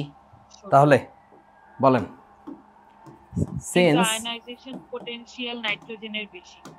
since radius of nitrogen is bigger than radius of কি oxygen, therefore IP of nitrogen is less than IP of কি oxygen। আমার লেখা কি ঠিক আছে না? না না ভাই, আচ্ছা কি গঞ্জাম হয় সবাই 9-10 শিখে ফেলছেন না? বেশি ভাইয়া। গুড। না এখানে তাহলে এই বস্তুটাকে আমরা বাক্স করে লিখে রাখি কি বলেন তো? এক্সেপশন। এটা was supposed to be, এটা হওয়ার কথা ছিল কিন্তু হয় না। কেন হয় না? সবাই 9-10 পড়ছেন, আমরা যাইতে হবে ওদিকে, তাহলে পারবেন তো? p orbital half fill. আচ্ছা আমার এখন যেটা করা লাগবে সেটা হচ্ছে এদের ইলেকট্রনিক কনফিগারেশন দেখা লাগবে। তাহলে নাইট্রোজেনের কনফিগারেশন কেমন? বক্স। 1:2 1:2 2:3। 2:3 আচ্ছা বক্সে আঁকলে ভালো হবে, এটাই নিয়ম। 1:2 বক্স পদ্ধতিতে আঁকবা, তারপরে 2:2, তারপরে কত 2p3। সো আমার কি হবে? বাক্স আঁকতে হবে অনেকগুলা। এই যে এঁকেছি। কনফিগারেশনটায় এটা থাকবে না, এটা থাকবে না, এটা থাকবে না। ওকে এটা হচ্ছে নাইট্রোজেন। এবার অক্সিজেনকে যদি আঁকি আমি, তাহলে ডিফারেন্স কি? একটা ইলেকট্রন বেশি আছে তার কাছে, তাই না? এই যে এই চেহারা। সো কার লাস্টের শেল কনফিগারেশন সবচেয়ে বেশি স্টেবল, নাইট্রোজেন নাকি অক্সিজেন, কোনটা? নাইট্রোজেন। নাইট্রোজেন। যেহেতু নাইট্রোজেনটা বেশি স্টেবল, তাহলে কি হবে? ওকে হিট দিয়ে ওর কাছ থেকে ইলেকট্রন বের করতে আমার ঝামেলা আছে। ও সহজে ইলেকট্রন ছাড়তে চাইবে না। তাহলে এটা যে স্টেবল, এটা কোন কনসেপ্ট অনুযায়ী স্টেবল? তার ভদ্রলোকের নাম তো শুনলাম না, বলেন কারো মনে নাই? Polyps exclude nope. হুন্ডল। হুন্ডস রুল। হান্ড বলে না বাবা, হুন্ড বল। আচ্ছা হইলো, বাংলাদেশে আমরা বলি হুন্ড আর কি। আচ্ছা হুন্ডস রুল অনুযায়ী এটা বেশি স্টেবল, দ্যাটস ওয়াই এখান থেকে ইলেকট্রন বাইট করতে প্যারা আছে। সো যদিও রেডিয়াস বড় নাইট্রোজেনের, so nitrogen are suppose to have lesser ionization potential, but actually in reality nitrogen will exhibit more ionization potential. সহজ জিনিস সবাই পারো মাশাল্লাহ। এই যে এখানে লেখা আছে, এখানে ইলেকট্রনিক কনফিগারেশন দুইটা লিখে দিতে হবে। আমি একটু কপি পাস্তা করি। এই যে ইলেকট্রনিক কনফিগারেশন না লিখে দিলে কিন্তু এই কোশ্চেনের মার্ক পাওয়া না, ঠিক আছে? এই যে এইটা লিখে দিতে হবে, তারপরে বাকি কথা। এবং ইলেকট্রনিক কনফিগারেশন লিখবে এইভাবে আর কি, বক্স সিস্টেম এখানে লেখা আছে। আর আয়নাইজেশন পটেনশিয়ালের ভ্যালু দেওয়া আছে, এই ভ্যালুগুলো নিশ্চয়ই তোমার পরীক্ষার খাতায় লিখতে হবে না, আমি জাস্ট এমনি দিছি তোমার পড়ার সুবিধার্থে। নিজে একটু ফিল করবা যে কতখানিক বেশি। এটা দেখো নাইট্রোজেনের কত 1402, 1402 মানে 1400 ধরো, আর এটা হচ্ছে 1313, মানে ডিফারেন্স কিন্তু ভালোই, খারাপ না আর কি, কিলোজুল ইউনিটে তো এই জন্য আর কি। আচ্ছা এখানে লেখা আছে সুন্দর করে, সিকিউতে আসে প্রায়। Compare the ionisation potential of arsenic and selenium. ইন্না লিল্লাহ, কেমনে করতাম, কঠিন কোশ্চেন। আর্সেনিক অ্যান্ড সেলেনিয়াম বলো।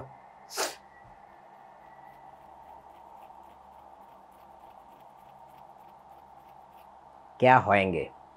পারবা কেউ? কোনটার বেশি হবে কোনটার কম হবে? ভুলে গেছি ভাইয়া। ভুলে গেছি। আর্সেন বেশি। কেন? নাইট্রোজেনের মতো হবে না, একই গ্রুপের তো। আচ্ছা তোমাদেরকে পিরিয়ডিক টেবল মুখস্থ করানোর চেষ্টা করছি আমি, ধরে নিয়েছি তোমরা আমার আব্বা তুতা পাখি, আমি বলতেছি তোমরা আমার কথা বলি বলি শিখবা, কিন্তু তোমরা শেখো নাই, বিপদে পড়বা এইসব কোশ্চেনে, ঠিক আছে? পিরিয়ডিক টেবল না পারলে। ভাইয়া চেষ্টা করতেছি ইনশাআল্লাহ। হ্যাঁ হ্যাঁ, তোদের না পড়ায় আমি যদি কতগুলো গরু ছাগল পড়াইতাম, তারা এতদিনে আরো ভালো কেমিস্ট্রি পারতো, এটা সত্য। নাইট্রোজেন, ফসফরাস, তারপরে কি? পিরিয়ডিক টেবিল কত বড় একটা জিনিস, হেই, আমি তো বেটা। মানুষ এত কিছু কিভাবে মুখস্থ করব? আমি টেকনোলজি শিখাইছি তো, গ্রুপ ওয়াইজ মুখস্থ করবি, প্রথম 30টা তো এমনিই পারিস, ওই 30টা যদি হাতে লিখিস। মুখস্থ করতে গেলে সিরিয়ালি নাম মনে থাকে না, নামগুলো আমি তোদের বলি শোন, ঘটনা হচ্ছে আমি একটু আগে ক্লাস শুরু করার কিছুক্ষণ আগেই কর্নেল ভাইকে আমি একটা গল্প শোনাচ্ছিলাম। হাতির শিকলের গল্প জানো তো না? না ভাই। না না ভাই, ভাই, সার্কাসের হাতির পায়ে দেখছো একটা শিকল পরানো থাকে, that looks like an ornament, পাতলা চিকন একটা শিকল পরানো থাকে, ইয়া বিশাল সাইজের হাতি। ওই হাতি কখনো পালায় যায় না, ভেগে যায় না, ওই শিকলের ভয়ে। ওই শিকলরে বেঁধে রাখতে পারে না, কিন্তু ওই শিকলটাকেও ভয় পায়, প্রচণ্ড ভয় পায়। তার কারণ কি জানো, ওকে ছোটোবেলায় যখন জঙ্গল থেকে ধরে নিয়ে আসছিল, এনে ওই শিকলটা পরায়া ওর পায়ে পিটাইছিল, মানে বেদম পিটানি। ওই শিকলের উপরে পিটায়, শিকল তো লোহার জিনিস, ওর নরম পায়ে ব্যথা লাগে। ওই ব্যথার যন্ত্রণায় ওনা উঠে দাঁড়াইতে পারে না। কয়েকদিন ওর ব্রেন প্রোগ্রামড হয়ে যায় যে that chain is something that you can never break and if you try you'll be hurt. মানে ও আর কোনো দিন ট্রাই করে না, ও যত বড়ই হয়ে যাক ও আর কোনো দিন চেষ্টাই করে না যে এটা করা সম্ভব আমার পক্ষে। সো এই ধরনের শিকলে, মানসিক শিকলে আমরা পড়ে যাই, যে আমরা মনে করি যে আমাকে দিয়ে হবে না, এটা চেষ্টা করছিলাম, হয়তো বা তুই ধর ক্লাস 9 একবার ট্রাই করছিলি, পারস নাই, এবার তুই তারপরে কত বছর গেছে, তুই এখন বুড়ো হয়ে গেছিস। ভাইয়া 9 এ প্রথম 50টা মুখস্থ করছিলাম, এই 2 যে মাসের মাথায় ভুলে গেছি। এই যে বিপদ, এই 50টা মুখস্থ কইরেই তো বিপদ। এই 50টা এলিমেন্ট কিন্তু গ্রুপ ওয়াইজ আমার কোনো কাজে লাগবে না, তোমার জানা লাগবে কি বলে পিরিয়ডিক্যালি কাজে লাগবে না, লাগবে হচ্ছে গ্রুপ ওয়াইজ। সো তুমি জাস্ট দেখো হ্যালোজেন পারো, তারপরে ইনার্ট গ্যাস পারো, গ্রুপ 1 গ্রুপ 2 তো পারো, এটা মাস্ট পারো। এরপরে কি করবা, 3 4 5 তুমি 6 দিন টাইম নাও, গ্রুপ 3 গ্রুপ 4 গ্রুপ 5 এই 3টা শেখার জন্য। কোনো সমস্যা তো নাই, দেখবা পুরো পিরিয়ডিক টেবল তোমার চোখের সামনে হয়ে যাচ্ছে। আর এত কিছু হইতেছে দেখে কনফিডেন্স এমনি বুস্ট করবে, বাকিটা এমনি পারে যাবা। আসেন, আর আমি কিন্তু পুরোটা শিখতেও বলি না, আপনাদেরকে বারবার করে বলছি আমি যতটুকু পারি, তোমার এইটুকু পারলে মোর দ্যান ইনাফ। আচ্ছা, নাইট্রোজেন, ফসফরাস, আর্সেনিক, অ্যান্টিমনি, তার পাশে তারপরে বিসমাথ আছে। তার ঠিক পাশের গ্রুপটায় কে আছে বলেন তো, নাইট্রোজেনের পাশে? Oxygen. Oxygen, sulphur, SE. Tellurium, polonium. ও হচ্ছে কবিতা দিয়ে শিখছে, ও এসএসসিতে পড়ে, তাই না? কবিতা দিয়ে শিখছস না? Yeah. আমি কথা বলা শুনে টের পাইছি। এনিওয়ে, কবিতা দিয়ে পারিস আর ববিতা দিয়ে পারিস, যেমনে পারিস পারলে হয়েছে। আসো, এখন ঘটনা হচ্ছে কি দেখো, এইটা আসলে চৌধুরী বাড়ি, বুঝলে? বাংলা সিনেমা তো দেখো নাই তোমরা, চৌধুরী বাড়ি আর খান বাড়ির গল্প বলে। এই যে এটা হচ্ছে খান বাড়ি। তো ব্যাপারটা হচ্ছে দেখ, এই দুই পাশাপাশি বাড়িতে একটা গ্যাঞ্জাম আছে। এই দুই পাশাপাশি বাড়ির এই পোলা দুইটা হইতেছে, পোলা বা মাইয়া যাই হোক, সমবয়সী, বোঝো নাই, কাছাকাছি জিনিস। আর এই দুইটা হইতেছে আবার কাছাকাছি, এই দুইটা হইতেছে কাছাকাছি, মানে ওদের জন্ম মোটামুটি একই রকম বয়সে আর কি। এইভাবে একটু কল্পনা করো। তাহলে দেখো তো, যে গ্যাঞ্জাম তোমার কাদের কাদের মধ্যে হয়েছিল বলেন তো? নাইট্রোজেন আর অক্সিজেনের মধ্যে হয়েছিল। সিমিলার গ্যাঞ্জাম কি ফসফরাস আর সালফারের মধ্যে হবে না? বোঝা না? বুঝাস নাই বাবা? বুঝি নাই। মানে নাইট্রোজেন আর অক্সিজেনের মধ্যে একটা গ্যাঞ্জাম আমরা দেখলাম না? সাইজ বড় কার বলেন তো? নাইট্রোজেনের সাইজ বড়, অক্সিজেনের সাইজ ছোট। তো একই মানে এই হিসাবে তোমার কার আইপি বেশি হওয়ার কথা ছিল? নাইট্রোজেনের, সরি, অক্সিজেনটা বেশি হওয়ার কথা ছিল, বাট বাস্তবে বেশি হয়ে যায় কার? নাইট্রোজেনের। ওই সেম ঘটনা এই ফসফরাস আর সালফারের মধ্যেও ঘটে। এই সেম ঘটনা আর্সেনিক আর সেলেনিয়ামের মধ্যেও ঘটে। তোরা আমার কথা মনে হয় বুঝছ নাই? বুঝেছি। গ্রুপ ওয়াইজ শেখা লাগবে, তা নাহলে তুমি ওই একটা একটা ইন্ডিভিজুয়াল জিনিসপত্র শিখতেছো। তুমি যে ঘটনাটা এই দুইজনের জন্য শিখছো, তোমার বোঝা উচিত। আমাকে একটু বলেন তো তাড়াতাড়ি, কেউ পারবেন কিনা এই অ্যান্টিমনির লাস্ট শেলের ইলেকট্রনিক কনফিগারেশন কে পারবা? বলো, সময় দিব না, তাড়াতাড়ি বলতে হবে, বলেন। ওই রে গরুর দল। 6s2 6p3. আচ্ছা, কিভাবে চিন্তা করা যায় দেখো, নাইট্রোজেনটা তো তুমি পারো, নাইট্রোজেনটা কি বলো? লাস্টের শেল কি? 2s2 2p3 না? তাহলে এটা লিখলাম 2s2 2p3। তুই শিওর থাক, এই ফসফরাসের কী হবে বলেন তাহলে? 3s2 3p3। তাহলে আর্সেনিকের কী হবে বলেন তো? 4s2 4p3। তাহলে এটা কী হবে? 5s2 5p3। Group wise element শেখার কি মজা দেখছো? মানে সব পারা যাবে। What you have to do, just গ্রুপে কে আছে, কোন গ্রুপে কে আছে এটা মনে রাখা লাগবে। তাহলে বিসমাথেরটা হচ্ছে এই যে কে জানি বললো 6s2 6p3। সো ব্যাপারটা হচ্ছে এরকম, এর যদি 5s2 5p3 হয়, বলেন তো আমাকে একটু, তাহলে টেলুরিয়ামের কি হবে? 5s2 5p কত? 4। জাস্ট লাইক এটার কি ছিল? 2s2 2p4। তাহলে বলেন তো সেলেনিয়ামের কি অবস্থা হবে বলেন দেখি, কত ছিল এটা? 4p4। এই যে খেলা দেখো, আমার তো মিছা কথা না তো, আমি তো বললাম তো। এইখানে যে ঘটনাটা ঘটছিল, কি ঘটছিল, এই যে 2s2 2p3, ওর ছিল কি 2s2 2p4। তাহলে এখানে কেন তোমার মনে হচ্ছে না 4s2 4p3 আছে? তাহলে এটা 4s2 4p4 একই গ্যাঞ্জামই ঘটবে। তার মানে বলেন আইপি এর ভ্যালু বেশি হবে কার বলেন? নাইট্রোজেনের যে গ্রুপটা, ওই পুরো নাইট্রোজেনের যে গ্রুপটা আছে, এই গ্রুপের প্রত্যেকটা এলিমেন্টের তার করেসপন্ডিং যে রাইট সাইড এলিমেন্ট তার চেয়ে ওর বেশি হবে। মানে করেসপন্ডেন্সটা বোঝা লাগবে। মানে তুমি নাইট্রোজেনের সাথে এখানে সালফারকে কম্পেয়ার করতে পারবো না, এটা একটা স্টুপিডিটি। যদিও বাংলাদেশের বিভিন্ন বইতে স্যাররা করে, এই ছাগলামিগুলো করা যাবে না। পরীক্ষার সময় কোশ্চেন আসে নাইট্রোজেনের সাথে করো তো টেলুরিয়ামের কম্প্যারিজন। আরে ভাই, এটা হচ্ছে চৌধুরী বাড়ির সবচেয়ে ছোট বোলাটা, আর এইটা হইতেছে খান বাড়ির 1 2 3 4 নাম্বার দামড়া বোলাটা। মানে এটার লগে এটার কি কম্প্যারিজন? তোরা কি আমার কথা বুঝছ নাই বাবা? বুঝছি ভাইয়া। আমি তোদের যে কয়েকদিন আগে কেমিস্ট্রি মাস্টারমাইন্ড এক্সাম নিলাম, ওই এক্সামের মধ্যে কিন্তু আমি এইচএসসি 26টা ঢুকাইছি। এই দে তো তোরাও পরীক্ষা দে, দেখি কেমন পারস। রেজাল্ট কি একসাথে পাবলিশ করছি? দেবটা করা যাবে না তো, এটা অন্যায় হয়ে যাবে। সো এই অন্যায় কাজগুলো আমাদের স্যাররা করে। বাট তোমরা শিখে রাখো কম্প্যারিজনগুলো কোথায় হবে। নাইট্রোজেনের সাথে তুমি অক্সিজেনকে কম্পেয়ার করতে পারো, সেই একই কম্প্যারিজন তুমি আর্সেনিকের সাথে সেলেনিয়ামের করতে পারো, এবং ওইখানে একই স্টোরি দেখতে পারবো। তাহলে বলেন আইপি বেশি হবে কার? এতক্ষণ কি বুঝলেন? আইপি অফ আর্সেনিক বেশি, will be greater than IP of কি? সেলেনিয়াম। সেলেনিয়াম। দ্যাটস ইট, সহজ। সো তুমি আবারও শিক্ষা গ্রহণ করো, গ্রুপ ওয়াইজ এলিমেন্ট শিখতে হবে। If you don't learn this you are gonna be dead sooner or later. মানে আসবে, এই যে সেই ভ্যালুগুলো এখানে লেখা আছে। আর্সেনিক সেলেনিয়ামের ঘটনা। আসো। হ্যাঁ, আমি পিরিয়ডিক টেবিল মুখস্থ করছি, কিন্তু মানে মনে থাকে না, মানে আমি খাতায় লিখলে তারপর মনে হ্যাঁ, আসে। এই জন্য যেটা করতে হবে, তোমাকে খাতা দিয়ে ছিঁড়ে ছিঁড়ে জলে ভিজিয়ে ওই পানিটা খাওয়াইতে হবে। গাধা। ট্রাই মোর, একটা শব্দ আছে অধ্যাবসায়, শুনছো? শোনো নাই? ইংরেজি শুনছো মনে হয়। বারবার একই জিনিস প্রচেষ্টাকে অধ্যবসায় বলে। হ্যাঁ, মানে হবে না, একবারে হবে না, 2 বারে হবে না, 10 বারে হবে না। আরে ভাই, কিপ ট্রাইং, এটাকে ইংরেজিতে বলে পারসিভিয়ারেন্স। ওই জিনিসটা লাগবে, ঠিক আছে? সো তুমি যতবার চেষ্টা করছো, let's take it nth time you have tried, let's make it n square. তোমরা একটা মজার কথা শুনছো কখনো? হঠাৎ মনে পড়ে গেল। কথাটা হচ্ছে, মানে আমি সুন্দর করে বলতে পারবো না, বাট তোরা গুগল করলে এই সুন্দর কথাটা পাবি। কথাটা হচ্ছে এরকম, the disciple has not even tried that many times as the master has failed. কিছু মনে হয় বোঝা নাই। বুঝছি ভাইয়া। সো তোমরা যে দেখো যে আরিফ ভাই গটর গটর করে লিখে ফেলে, যে কোনো সময় যে কোনো কিছু সে মনে করি বলতে পারতেছে, আমি কেন ভাবতেছি না? আমি জীবনে যতবার ফেল করছি, লিখতে যায় ভুল করছি, তুমি ততবার জীবনে এখনো চেষ্টাই করো নাই। So wake up, don't worry, মানে হবে, চেষ্টা করতে হবে। ওকে, এই কোশ্চেনের উত্তর দেন। Compare the ionization potentials of beryllium and boron. বলো, বেরিলিয়াম অ্যান্ড বোরন কোথায় কি অবস্থিত ভাবো তো? বেরিলিয়াম, বোরন কোথায়? নিচে, ডানে, বামে, উপরে, নিচে, কোথায়? বেরিলিয়ামের ডান পাশে।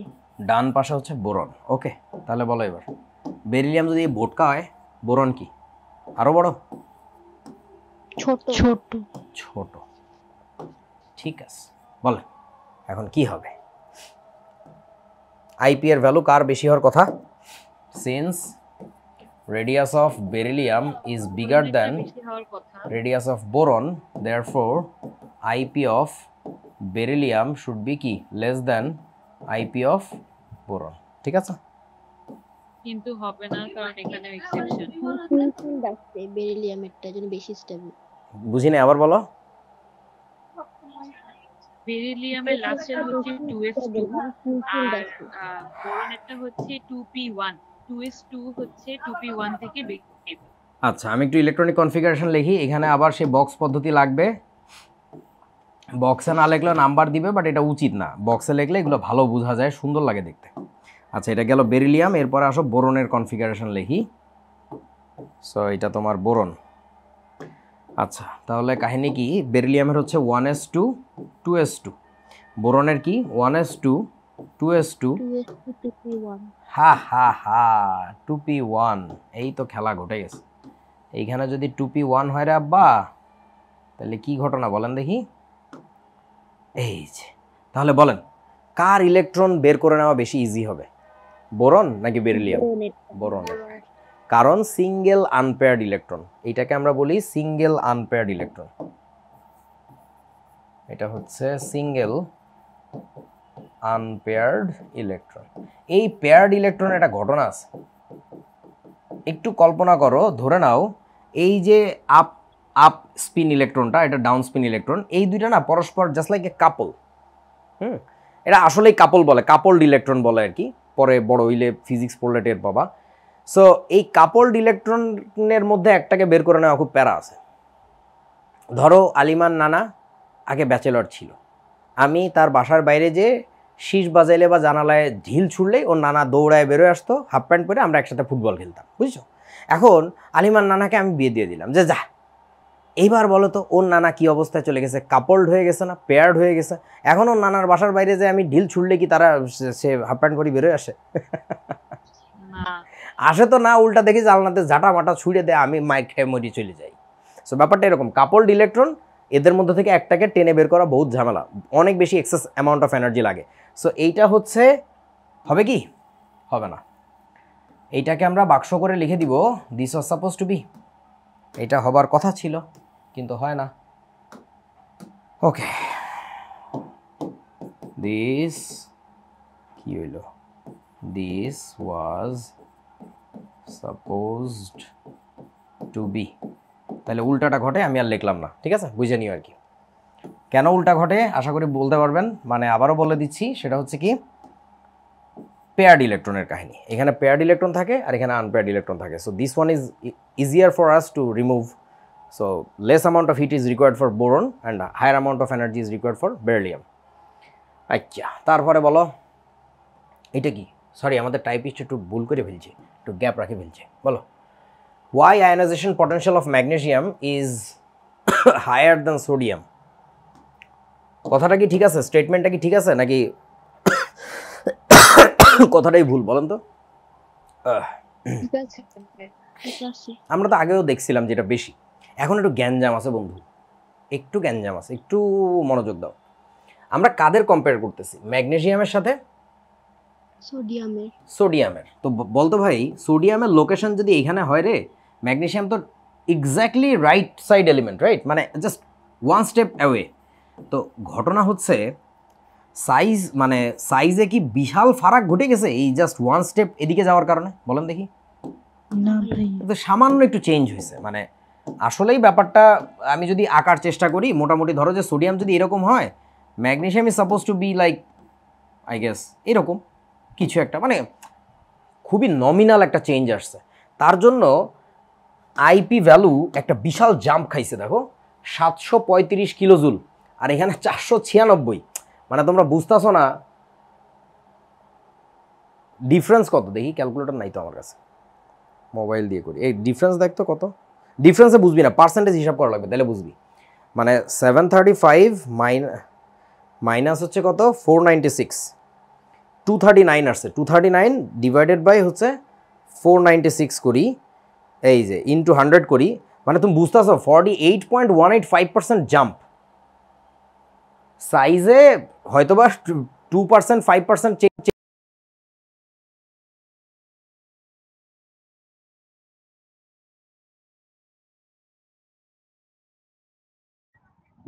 হ্যাঁ ভাইয়া, কিন্তু আপনার সাউন্ড কেমন জানি হয়ে গেছে ভাইয়া। ওকে, সো আপনারা আমার মানে পয়েন্টটা বুঝছেন তো না, মানে the thing that I am trying to make, যে পয়েন্টটা বুঝাইছি, হ্যাঁ, যে সাইজে তো ডিফারেন্স আছে বুঝছি, ওইটার চেয়ে এটার সাইজ একটু ছোট, একটু ছোটোর জন্য তোমার আইপি এরকম জাম্প করবে, এটার কারণটা কি আসলে একটু ভাবো তো। মানে is there only one reason of size or radius or there anything else? বলেন দেখি। লাস্ট ফেল 3s এ হচ্ছে সোডিয়ামের ক্ষেত্রে একটা ইলেকট্রন থাকে আর ম্যাগনেসিয়ামের ক্ষেত্রে দুইটা। হ্যাঁ ম্যাগনেসিয়ামের স্টেবিলিটিটা একটু বেশি থাকে। হ্যাঁ, একটু বেশি আব্বা। পেয়ার থেকে সেকেন্ডটা আনতে কষ্ট। ওই যে পেয়ার্ড ইলেকট্রন তোমাদের একটু আগে যে শিখাইলাম, তোমরা মনে করছো আরিফ ভাই খালি ফাউল কথা কয়, ফাউল কথা কই নাই, পেয়ার্ড ইলেকট্রনে গ্যাঞ্জাম, ওরে বাইর করা যায় না, ওরা ফুটবল খেলতে ডাকলে ও উল্টা জাড়া দিয়ে বাড়ি দেয়, কয় যা সর এখান থেকে। আচ্ছা 1s2 2s2 তারপরে কি 2p3, সো এই যে ধরেন 2p3, তারপরে কি 3s2, এই যে 3s1 বেসিক্যালি। আচ্ছা, সো এইটা কার? সোডিয়ামের, তাই না? আমি একটু কপি করে রাখি, আমার কাজে লাগবে একটু পরেই। আর এইটা লিখবো হচ্ছে ম্যাগনেসিয়ামের, so let it be magnesium. বলো এদের কনফিগারেশনের কি অবস্থা? 1s2 2s2 2p6, তাহলে এইরকম। তারপরে 3s1, এখানে কি হবে? 1s2 2s2 2p6, তারপরে হচ্ছে 3s কত 2। এই যে দেখো গ্যাঞ্জামটা কোথায় দেখছো, এটা কি বলেন দেখি, কি কাপলড ইলেকট্রন। Paired electron. এই পেয়ার্ড ইলেকট্রনটা আনপেয়ার করতে প্রথমত এনার্জি লাগবে, মানে ওই যে আলিমা নানা নানির মধ্যে আমার কি ঘটাইতে হবে, বিচ্ছেদ ঘটাইতে হবে, বুঝো না, গ্যাঞ্জাম লাগাই দিতে হবে। গ্যাঞ্জাম লাগাই দিলে কি হবে, ওর নানি এমনি ওর নানারে ছুড়ে মারবে বাসা থেকে, ও বলবে যা বেটা বাইরে, তখন আমি ওর সাথে ফুটবল খেলতে পারবো।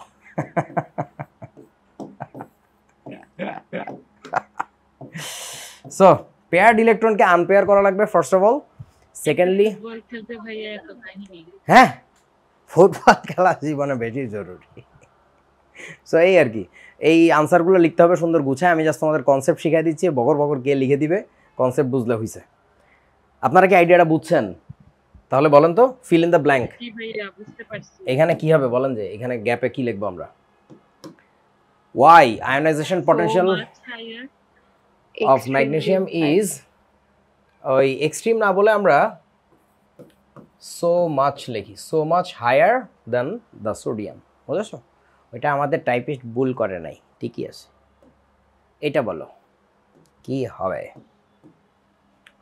এ ভাই আমি যত কিছু আলোচনা করতেছি বইতে এত তাল তামাশা নাই, বাট একটু দেখি রাখ, কাজে লাগবে, জীবনে বহুত বড়। এই যে অ্যাডমিশনের কেমিক্যাল বন্ড চ্যাপ্টার শুরু হবে কালকেই, সো ওদের ক্লাস তো ওদের দেখাইতে পারলে বুঝাইতাম যে এগুলো লাগে অ্যাডমিশনে, তখন তোরা কে শিখাবে, তখন তোরা সবাই বলবে তোমার তো একটু শিখে আসার কথা, শেখো নাই, তখন আর কেউ শিখাবে না। ভাইয়া মাঝে মাঝে ক্লিপ দিয়ে। ক্লিপ কে কাটে ভাই, ওই লম্বা লম্বা ক্লাসের ক্লিপ করো। Compare ionization potentials of sodium magnesium and aluminium, ওইটা পারো তাহলে নিচেটা এমনি পারা যাবে। ম্যাগনেসিয়াম এটা সবচেয়ে বেশি, তারপরে অ্যালুমিনিয়াম, তারপরে সোডিয়াম। আচ্ছা, সোডিয়াম ম্যাগনেসিয়াম অ্যালুমিনিয়াম আমি যদি একটু সিরিয়ালি লিখি, সোডিয়াম এখানে, ম্যাগনেসিয়াম তার ঠিক ডান পাশে, অ্যালুমিনিয়াম তার ঠিক ডান পাশে, তাহলে সাইজের ব্যাপারটা কেমন হবে আমাদের? As we go left to write the sizes will be decreasing, কমে যাচ্ছে। তো সাইজ ডিক্রিজ করলে আমাদের কি হওয়ার কথা? আইপি এর ভ্যালু সিকোয়েন্সিয়ালি চেঞ্জ হওয়ার কথা না? তাহলে IP of sodium, IP of magnesium, aluminium, magnesium aluminium, সবচেয়ে বেশি হওয়ার কথা কার? অ্যালুমিনিয়ামের, তারপরে এইটার। সবচেয়ে বেশি হওয়ার কথা অ্যালুমিনিয়ামের, কিন্তু হয় না। কিন্তু হয় না, হয় না, কেন হয় না? ম্যাগনেসিয়ামেরটা সবচেয়ে বেশি। ম্যাগনেসিয়ামেরটা সবচেয়ে বেশি হয়ে যাবে।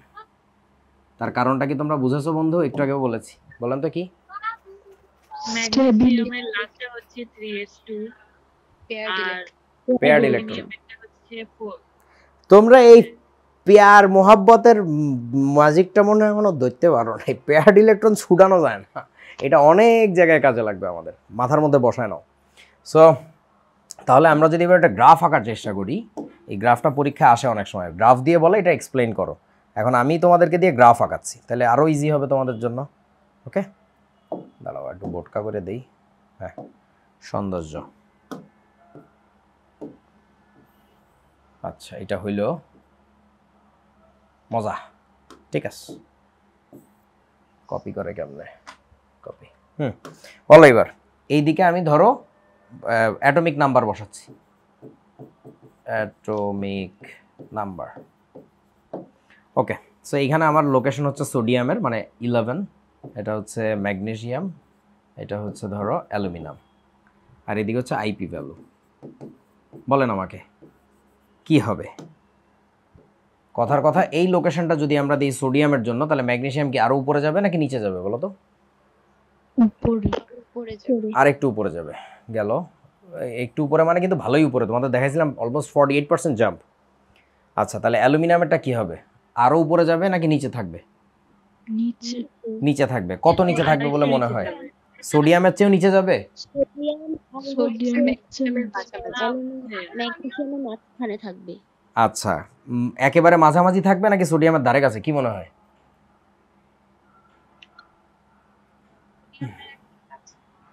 আচ্ছা, বেসিক্যালি সোডিয়ামের কাছাকাছি থাকে, তবে সোডিয়ামের চেয়ে কি হবে বলেন তো? আইপি এর ভ্যালু একটু বেশি হবে, হালকা একটু বেশি হবে, কারণ সোডিয়াম আসলে অনেক রিঅ্যাক্টিভ মেটাল, তার ইলেকট্রন ছাড়াটা অনেক ইজি। ইলেকট্রন ছাড়া ইজি মানে কি? আইপি এর ভ্যালু অ্যালুমিনিয়ামের বেসিক্যালি বেশি। তোরা কি বুঝছিস বাবা আমার কথা? লোকেশনটা মোটামুটি এই জায়গায়, বুঝেছো? বুঝো নাই? মাঝামাঝি থাকে না কেন ভাইয়া? আসলে এখানে আমরা বাস্তবে মাইপা দেখছি যেটা সেটা বলতেছি, মানে অ্যাকচুয়ালি আমরা যখন মেজার করি তখন আমরা ওইরকম পাইছি যে সোডিয়াম মাছ রিয়াক্টিভ দ্যান অ্যালুমিনিয়াম। মানে মাছ রিয়াক্টিভ মানে কি, ওকে যথেষ্ট কম এনার্জি দিলেই সে ইলেকট্রন ছেড়ে দিচ্ছে। সো লোকেশনটা হচ্ছে এরকম একটা জায়গায়। আমি এখানে গ্রাফ আনছি কিনা আমি জানি না, না আনি নাই, গত বছর তো দেখাইছিলাম তোমাদেরকে, আমি একটু দেখাই, গুগল করলেই পাওয়া যায় গ্রাফ, মজার।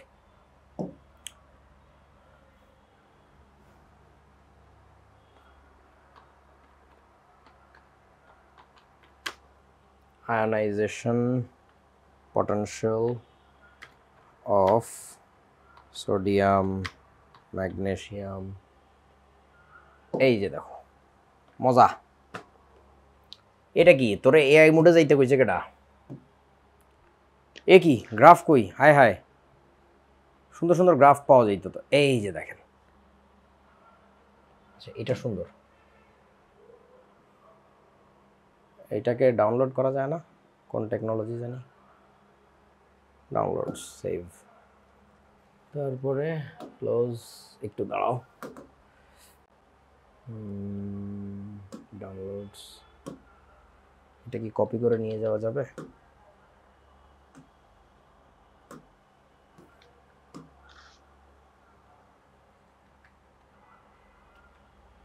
ইয়াস, এসেছে।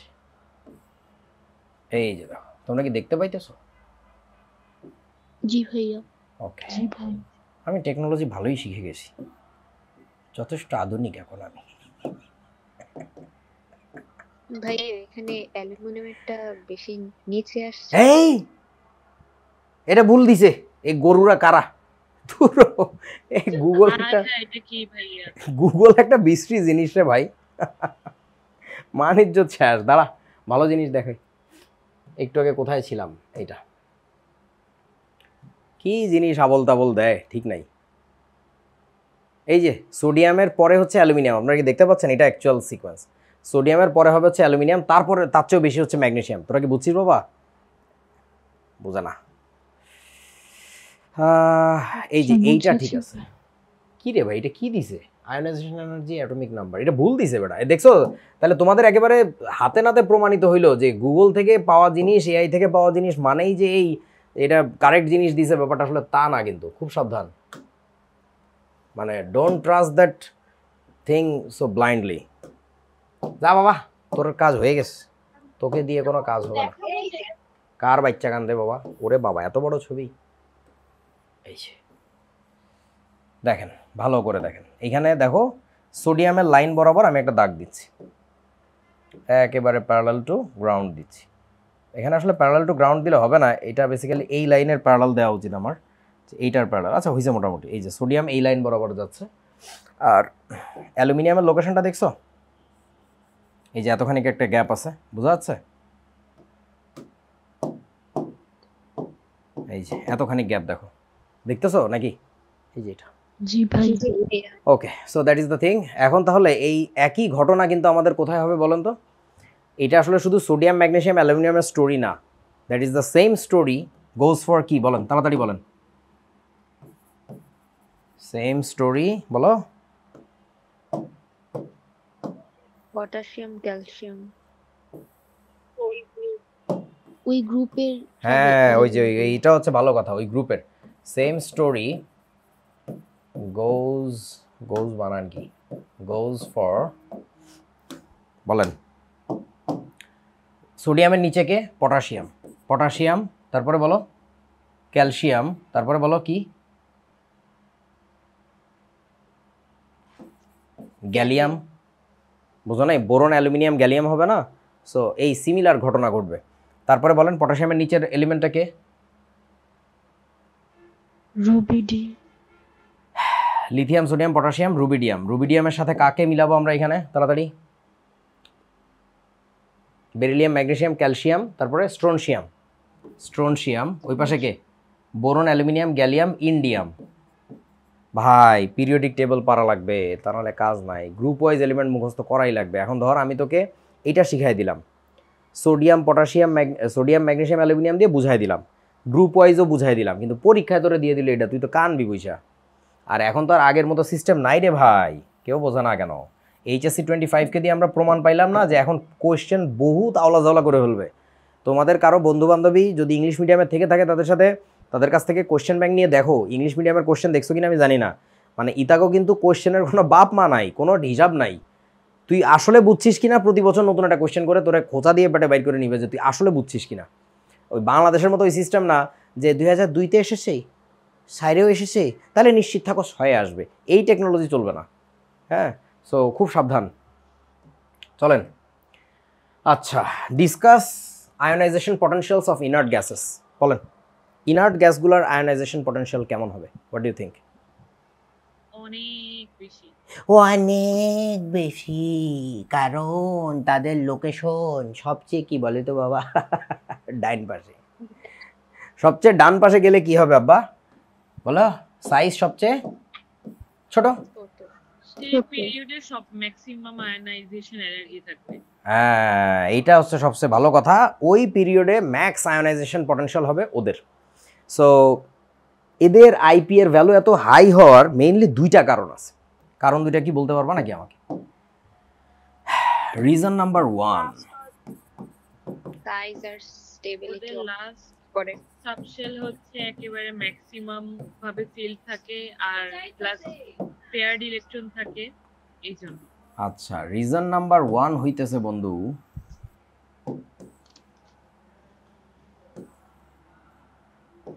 ভাইয়া একটা কোয়েশ্চেন, বল বাবা।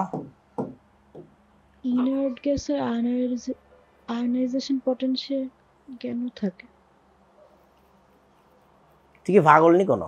দাঁড়া, 2 নাম্বার তুই একটু মনে মনে ভাব, আমি যতক্ষণ লিখবো ততক্ষণ তুই একটু ভাব যে আরিফ ভাই আমাকে একটা দায়িত্ব দিছে, একটা ইনার্ট গ্যাসের কাছ থেকে একটা ইলেকট্রন চুরি ছিনতাই মাইরিয়ে ধরে যেমনি হোক ওর কাছ থেকে বের করতে হবে। তুই একটু ভাবতে থাকতো ওকে কত টাকা দিলে ওর ইলেকট্রনটা ছাড়তে রাজি হয়। তুই একটু ভাবতে থাক যে ওরা কী পরিমাণে মোটিভেশন দিতে হবে যে বাবা তুই একটা ইলেকট্রন ডোনেট করো আমার। আচ্ছা, রিজন নাম্বার, ফার্স্ট রিজন হচ্ছে সাইজ হবে স্মলেস্ট। সেকেন্ড রিজনটা কি, কে বলতে পারেন? বলেন।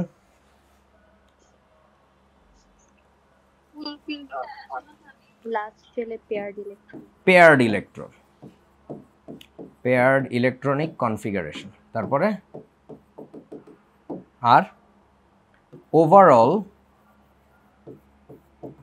Stable electronic configuration. আপনারা কি বুঝছেন আমার কথা? তুমি টোটাল চিন্তা করো, ওর পুরা ইলেকট্রনিক কনফিগারেশনে কোথাও কোনো আনপেয়ার্ড নাই, কোথাও কোনো গ্যাঞ্জাম নাই, মানে যেভাবে যাওয়ার কথা পারফেক্টলি চলে গেছে। ওই কনফিগারেশনের সাথে কোনোভাবে ব্রেক করতে চাইবে না। তাহলে এবার আলিমা তুই আমাকে একটু বলতো আইপি এর ভ্যালু আসলে কি, মানে তোর নিজের ভাষায় বল, কোনো বুকিশ ল্যাঙ্গুয়েজ না, আরিফ ভাইয়ের ল্যাঙ্গুয়েজ না, তুই নিজের ভাষায় বলতো ভাই, what do you understand by ionization potential, মানে জিনিসটা কি আসলে? 1 মোল এগুলো Yes, বুকিশ ল্যাঙ্গুয়েজ হয়ে যাচ্ছে, তুই এইভাবে চিন্তা করবি না। আমি তোকে একটা এক্সাম্পল দিয়ে বুঝাইছিলাম, আমি তোর বাসায় যে তোর সাথে একটা কলমের ব্যবসা করছি, এই তোর কলমটা আমাকে দিয়ে দিতে হবে, কয় টাকা নিবি? তুই আমার কাছে 2 টাকা দাবি করছিলি না? এখন ধর তোরই আর একটা ফ্রেন্ডের বাসায় যে আমি আবার তার কাছে ব্যবসা করতে লাগলাম, এই তোমার কলম কয় টাকা দিবে বলো? ও আমার কাছে চাই বসতেই পারে 5 টাকা। তাহলে তোর আয়োনাইজেশন পটেনশিয়াল হচ্ছে 2 টাকা, মানে যতটুকু এনার্জি তুমি রিসিভ চলে যাচ্ছ। টাটা, আল্লাহ হাফেজ। এদিকে আসো, এদিকে আসো না। শীত না আসতেই যারা শীতের ভান ধরে, ঠান্ডা লেগেছে। ও আচ্ছা, না আসলে ঠিক আছে, টাটা, আল্লাহ হাফেজ। আচ্ছা, কি যেন বলতেছিলাম, আয়োনাইজেশন পটেনশিয়াল কিচ্ছু না, the amount of energy that you need to give to that element in order to remove 1 single electron from them. এইভাবে জাস্ট চিন্তা কর, that is just a story. আমি কারো একজনের সাথে সৌদা করতেছি, ব্যবসা করতেছি, যে ভাই তোরা কয় টাকা দিলে তোর এই কলমটা দিবি, একটা কলম নিতে হবে তার কাছ থেকে। সো এবার একটু ভাবো না, ইনার্ট গ্যাস এত স্টেবল ইলেকট্রনিক কনফিগারেশন, সাইজ এত ছোট, তার কাছ থেকে একটা ইলেকট্রন বাইর করতে গেলে তোমার কি পরিমাণে এনার্জি দেওয়া লাগবে একটু ভাবো তো।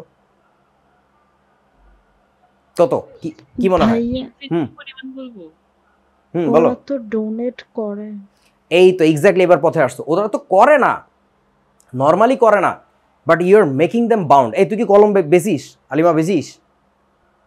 না ভাই, তো তুই তো বেচিস না, বাট তোরে আমি যাই যদি অফার দেই তুই তো খুশি, হ্যাঁ নিয়ে যা। কলম খাতা না থাকলে ভালো, আব্বা আম্মা পড়তে বসতে বলবে না। তো ব্যাপারটা এরকম, তোরা কেউ কলম বেচিস না, but if I offer you 5 টাকা দিব, 10 টাকা দিব, এক একজন তো এক একটা ডিমান্ড করবে, ওই ডিমান্ডের অ্যামাউন্টটাকে আমরা বলি তার আয়োনাইজেশন পটেনশিয়াল। সো ও যদিও ইলেকট্রন ডোনেট করতে ছাড়তে চাচ্ছে না, ওকে আমাদের এনার্জি দেওয়া লাগবে, ওর কাছ থেকে ইলেকট্রন বের করে ছাড়া লাগবে। কত পরিমাণ এনার্জি অ্যাবজর্ব করবে এখন আপনারা বলেন, হোয়াট ইজ দ্য অ্যামাউন্ট? ভাইয়া বলো। ইলেকট্রন বের হয়ে কই যাবে? চ্যাংড়াটা, সেটা তোর ভাবনার বিষয় না। যেখানে ইচ্ছা যাক, ও জাহান্নামে যাক, আমার জানারই দরকার নাই।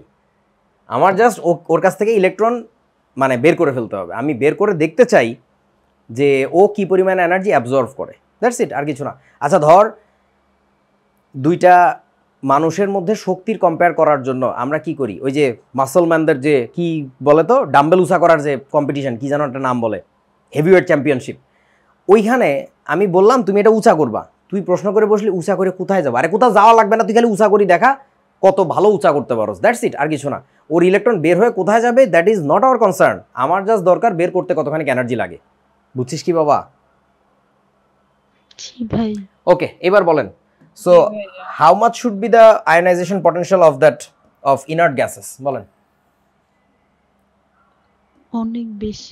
কত, সেটা ম্যাথমেটিক্যালি বললে কত আসে বলো তো, বলতে পারবা? কি মনে হয় বলো, না ভাইয়া, ভাবো ম্যাথমেটিক্যালি বললে এটা কত আসবে জানো? Infinity. That is what we call infinity. সুন্দর হয় না আঁকা? কার বাচ্চা কান্দে? ইনফিনিটি পরিমাণ এনার্জি দেওয়া কি সম্ভব ভাইয়া? হ্যাঁ সম্ভব। তোমরা তো ইনফিনিটির ডেফিনেশনই বুঝো না। কিভাবে? আসলে থিওরিটিক্যালি এটা ইনফিনিটি, না, যতটুকু কাউন্ট করতে পারবো তার চেয়েও বেশি। Not necessarily.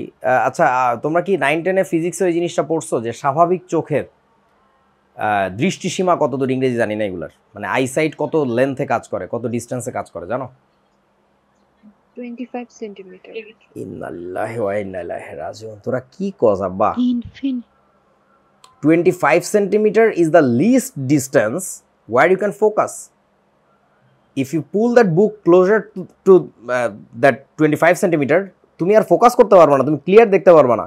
বাট 25 সেন্টিমিটার হচ্ছে লিস্ট ডিস্টেন্স, বোঝা না? বুঝছি ভাইয়া, কত দূরে তুমি স্পষ্ট দেখতে পাও সেই ডিস্টেন্সটাকে কি বলে?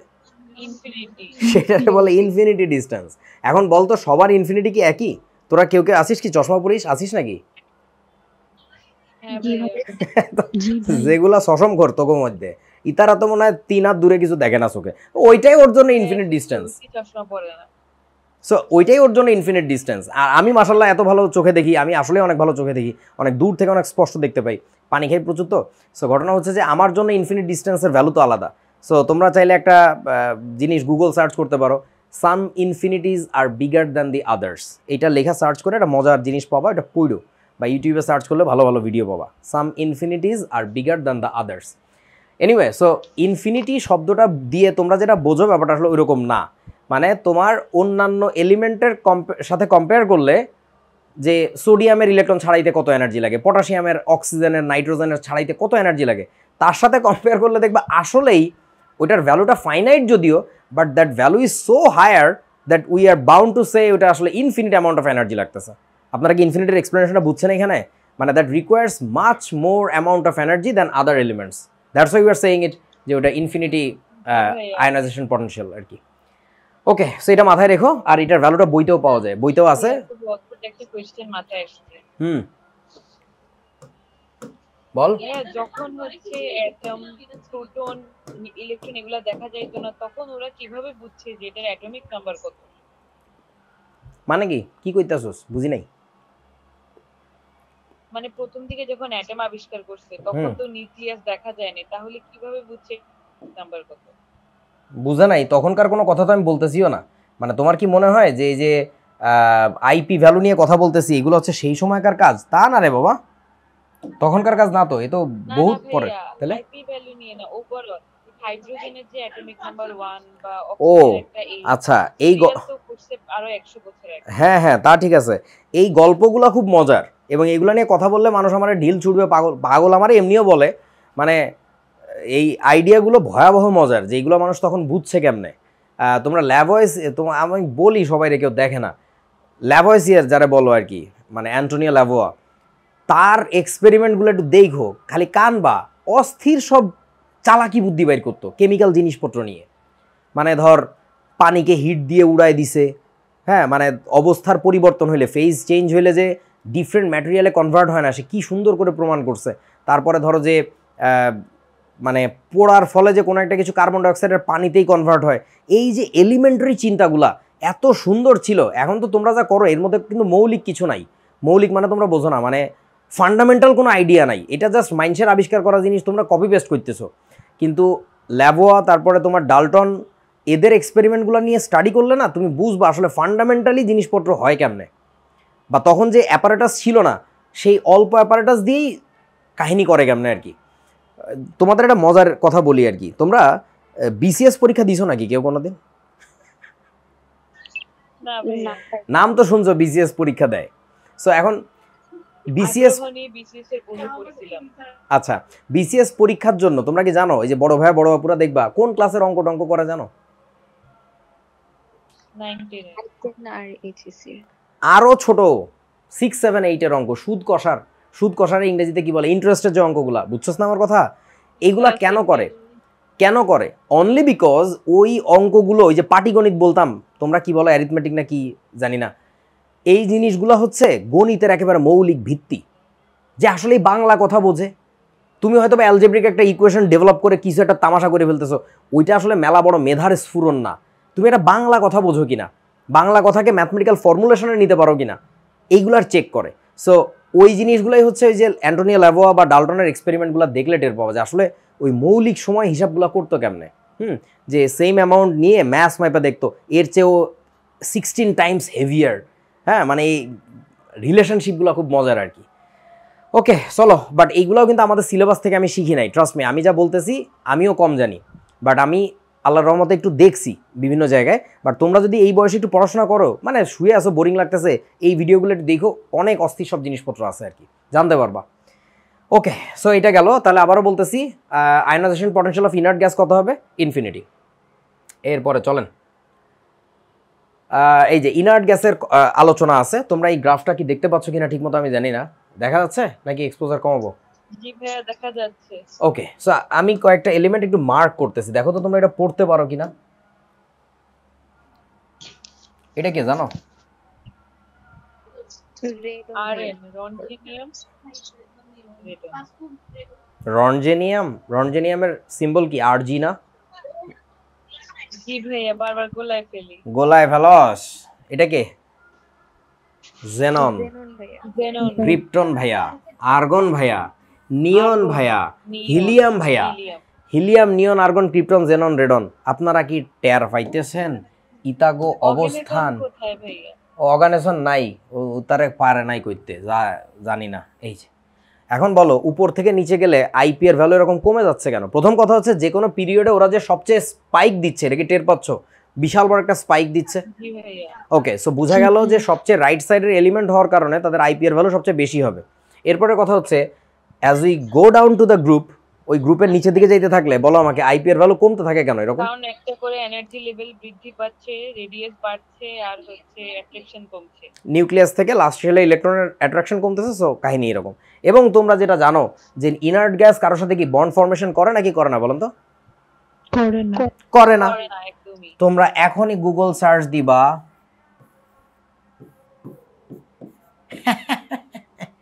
এইটা শুধু একটা লিখছি, এরকম বহু কম্পাউন্ড আছে যেটা জেনন ফর্ম করে। তখন আলিমার কোশ্চেনে আনসার পাবা। করে ভাইয়া, ওদের দরকার কি? ওদের কোনো দরকার নাই, কিন্তু আমরা ঠেলাগুতা করলে ওরা করে। আর ফ্লুরিন এমন এক বেডি, সরি আফা, সে আফা বড় ডেঞ্জারাস। সে আফা এইরকম নিরীহ মৃত মানুষের কাছ থেকেও ইলেকট্রন বের করে নিয়ে চলে যেতে পারে। তোমরা আমার কথা বোঝো নাই। বুঝতে পারছি ভাইয়া। ভাইয়া হ্যাঁ হ্যাঁ, XeO4 এটা আনস্টেবল কেন? কেটা unstable? XeO4, xenon oxy hexafluoride. জি ভাই, আচ্ছা, XeOF6, Google করেছি। এইটা গুগল করো। আনস্টেবল হোক, but the thing that you have learned all this years, যে কি বলে নাম কি ইনার্ট গ্যাস তারা নাকি বন্ড ফর্মেশন করে না। react করে না। There you go. শুধু করে যে তাই না, অদ্ভুত সব জিনিসপত্র করে। এই টাইপের আরো অনেক ভাইয়া। কম্পাউন্ড আছে। হ্যাঁ বলো। HCOF6 এটা নন এক্সিস্টেন্ট কেন? কোথায় পাইছস নন এক্সিস্টেন্ট? তোর গুগল, অবশ্য গুগল আজকে বহুত উল্টাপুল্টা জিনিসপত্র দিচ্ছে। আচ্ছা দাঁড়া দেখি। XeOF6 খুব বিখ্যাত যৌগ। যৌগ মানে কম্পাউন্ড আর কি। XeOF6 exist or not? Hey ফাজিল কোতাকার, অশিক্ষিত নাতি। আসলে তো ভাইয়া xenon hexafluoride। ও সরি, এই গুগল পাগল হয়ে গেছে। আচ্ছা এই যে is one of the 3 known binary fluorides of xenon alongside XeF2 and XeF4। মানে জাস্ট এইটুকু বোঝো, গভীরে আরও যাবো না। এই চ্যাপ্টারে আমাদের এই ইনার্ট গ্যাসের কম্পাউন্ড ফর্মেশন নিয়ে কথাবার্তা হবে। সো তুমি এইটুকু অন্তত বোঝো, সারা জীবন তোমার শিখে আসা সেই জ্ঞানের মূলে কুঠারাঘাত চলতেছে। বাংলায় বলছি, বোঝো নাই, মানে তোমার সেই জ্ঞান ধুই চলে যেতেছে যে ইনার্ট গ্যাস কম্পাউন্ড ফর্ম করে না। Definitely they do. একটা দুইটা না, তিনটাই তুই কি ভাই গেছিস? ফ্লুরাইড, আবার অক্সিফ্লুরাইড পাচ্ছ। শুধু কি ফ্লোরিনই ওদের কিভাবে কনভিন্স করতে পারে না? নট লাইক দ্যাট, বাট আমরা আরো আস্তে আস্তে পাবো। তবে হ্যাঁ, fluorine one of the torch বেয়ারার্স, যে যারা এদের সাথে এই কাজগুলো করতে পারে। এবং এবার ভাবো তো, জেননই কেন এত তাল তামাশা করে, আর কেউ পারে কিনা? জেনন কেন করে? জেনন করার কারণটা বুঝছেন? বোঝেন না আপনারা? বলো। এই যে জেননের লোকেশনটা দেখো না, হিলিয়াম, নিয়ন, আর্গন, ক্রিপ্টন, জেনন, রেডন আর অর্গানেসন, এই দুইটাই যে কি বলেন তো রেডিও অ্যাক্টিভ, এটা কি আপনারা বুঝতে পারতেছেন? So xenon is the last line of defence of normal elements which are non radio active. So ওই জেননটা সাইজেও সবচেয়ে বড় এবং নন রেডিও অ্যাক্টিভ। সো খেলা হবে, ওই কম্পাউন্ড ফর্ম করে, বাকিরা করে না। সেটা বলা হাস্যকর। তোমরা একটু গুগল সার্চ করে দেখো এক্সিমার। এক্সিমারের নাম আপনাদের আগেও বলছি কিনা জানি না। এক্সিমার বানান পারি না, CIMER। বলো। HCOF6 এটা তো নন এক্সিস্টেন্ট। আরে বাটার নন এক্সিস্টেন্ট না, ওটাও এক্সিস্টেন্ট। বাদ দে, আমি দেখাইলাম আজকে, জাস্ট এটা নিয়ে আলোচনা হবে পরে। আগে শোন, এই কম্পাউন্ডগুলো এক্সিস্ট করে। এই টাইপের আরও অনেক কম্পাউন্ড আছে। Maybe they are unstable, but they do exist, they get formed. So এখন কথা হচ্ছে, এই এক্সিমার জিনিসটা কি জানো? এক্সাইটেড ডাইমার, এটারে বলা হচ্ছে এক্সিমার। সো এক্সাইটেড স্টেজে যায়, তারপরে ডাইমার ফর্ম করে কারা? এই যে ভদ্রলোকরা। সো আমি জাস্ট ইনার্ট গ্যাস নিয়ে দুই চারটা কথাবার্তা বলতেছিলাম। ওকে, সো এবার চলেন এই কোশ্চেনের উত্তর দেন। হ্যাঁ বলো। লাস্টের দুইগুলো রেডিও অ্যাক্টিভ না কেন? কেটা রেডিও অ্যাক্টিভ না কেন? বুঝি নাই। জেনন কেন রেডিও অ্যাক্টিভ হবে? আরে বাবা, এটা তো অ্যাটমিক নাম্বার 54। অ্যাটমিক নাম্বার কত 72 না কতর উপরে গেলে তারপর রেডিও অ্যাক্টিভ হয় না ভাইয়া? এটার পরের দুইটা, তারপরের দুইটা তো রেডিও অ্যাক্টিভ। তো হায় হায় কি বিপদ, বললাম না রেডিও অ্যাক্টিভ। রেডন অর্গানাইজেশন দুইটাই। এই যে রেডনের 86 অ্যাটমিক নাম্বার, অর্গানাইজেশন 118। তো ডেফিনেটলি বাকিগুলা কেন রেডিও অ্যাক্টিভ না? কোন বাকিগুলা? উপরে। জি ভাই। আল্লাহ, বারবার বলতেছি 72 না কত জানি আছে না অ্যাটমিক নাম্বার। এর চেয়ে প্লাস হইলে, এর চেয়ে বেশি অ্যাটমিক নাম্বার হইলে তারপর রেডিও অ্যাক্টিভ হয়। বাচ্চা বাচ্চা এলিমেন্ট কেন রেডিও অ্যাক্টিভ হয় বাবা? বুঝিস না এখনো? জি ভাইয়া বুঝেছি। হ্যাঁ আচ্ছা, এবার চলেন। আপনার কাছে জিজ্ঞাসা করছে ইন ওভারঅল কনসিডারেশন, পুরা পিরিয়ডিক টেবল যদি কনসিডার করো, তাহলে এদের মধ্যে সবচেয়ে বেশি ইয়া হবে কার বলো? IP value. প্রথম কথা হচ্ছে, তোমার কোথায় থাকা লাগবে? সবচেয়ে রাইট সাইডে নাকি লেফট সাইডে বলেন তো? তোরা রাইট লেফট আওলাই গেছস। আইপি এর ভ্যালু সবচেয়ে বেশি হওয়া লাগবে, বেশি। তার মানে কি সাইজ সবচেয়ে ছোট হওয়া লাগবে না? বোঝান আমার কথা? সবচেয়ে রাইট হওয়া লাগবে। তারপরে বলেন কোন দিকে থাকা লাগবে, উপরের দিকে নাকি নিচের দিকে? Who is that? Helium. It is no one but your favourite helium. এই যে দেখো, সো এই ভদ্রলোকের IP value not only high, that is the highest. So ব্যাপারটা হচ্ছে, অথচ এই জিনিসটাকেই এটা আমাদের, ভদ্র মহিলা। হ্যাঁ ভদ্র মহিলা না, মৃত মহিলা আর কি। সো এই জিনিসটাকেই আমাদের বইতে কত সুন্দর অবলীলায় ইলেকট্রন ছাড়ায় দিয়া কত সুন্দর লিখে ফেলে বলো তো। HE একটা ছাড়ায় না, দুইটা ছাড়ায় বলে যে বাবারে এইটা হচ্ছে তোমার আলফা পার্টিকেল। লজ্জাও করে না এটা লিখতে। এটা যে গাধারা লেখে, এটা শুধু আমাদের বইতে লেখেন, এটা আন্তর্জাতিকভাবেই লেখে। এটা খুবই স্টুপিড একটা idea, please don't say that. মানে that means you don't understand anything about chemistry. তুমি জানোই না যে how much critical that is to remove one single electron from helium, let alone removing 2 electrons. বুঝছেন আমার কথা? হ্যাঁ, সো এই গাধামিটা করা যাবে না। তাহলে জানলাম হিলিয়াম, ভাইয়া বুঝি না। বাবারে হিলিয়ামের আইপি ভ্যালু সবচেয়ে বেশি। দুনিয়ার যত এলিমেন্ট আছে তাদের মধ্যে সবচেয়ে বেশি হচ্ছে হিলিয়ামের কাছ থেকে ইলেকট্রন বের করতে, মানে যে পরিমাণে এনার্জি লাগে। তো হিলিয়ামের একটা ইলেকট্রন বের করতে ওই পরিমাণে এত বেশি এনার্জি লাগে, তাইলে 2টা ইলেকট্রন বের করা কি এত ইজি মুখের কথা? মামু বাড়ির মোয়া, বুঝো না আমার কথা? জি ভাইয়া সো বুঝি। ওইটা সহজে লেখার উচিত না আমাদের, মানে that is the toughest job you can ever do. So এটা তো অহরহ লেখা উচিত না। সহজে আমরা বলি না যে এই এলিমেন্ট থেকে একটা আলফা পার্টিকেল বেরোয় গেছে, ওইটা থেকে 2টা আলফা পার্টিকেল বেরোইছে। আলফা পার্টিকেল মানে এত সস্তা জিনিস তো না, মানে এটা তো খুবই কঠিন জিনিস করা, বুঝতে পারছিস কি? জি ভাই। ওকে, ঠিক আছে, বুঝলাম। আজকে আর আলোচনা করা যাচ্ছে না, অনেক সময় হয়ে গেছে। সো ফার্স্ট আয়নাইজেশন পটেনশিয়াল কি আগামী দিন শুরু করবো না, টাটা। ঠিক আছে, আজকের ক্লাস এখানেই শেষ। কোথায় গেলাম? এই যে, আগামী ক্লাস কবে হবে তোমাদের? 20 তারিখে, রাইট, 20th নভেম্বর। টাটা।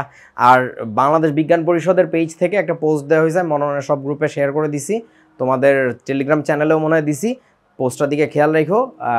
অনেক সুন্দর একটা অলিম্পিয়াড জাতীয় পরীক্ষা, অলিম্পিয়াড বলবো না আমি, এটার একটা কারণ আছে। সো ন্যাশনাল পর্যায়ের আয়োজন করা হচ্ছে, তোমাদেরই ভাইয়ারা, অপূর্ব ভাইয়া, নাইম ভাইয়ারা করতেছে, আমি আছি সাথে ডেফিনেটলি।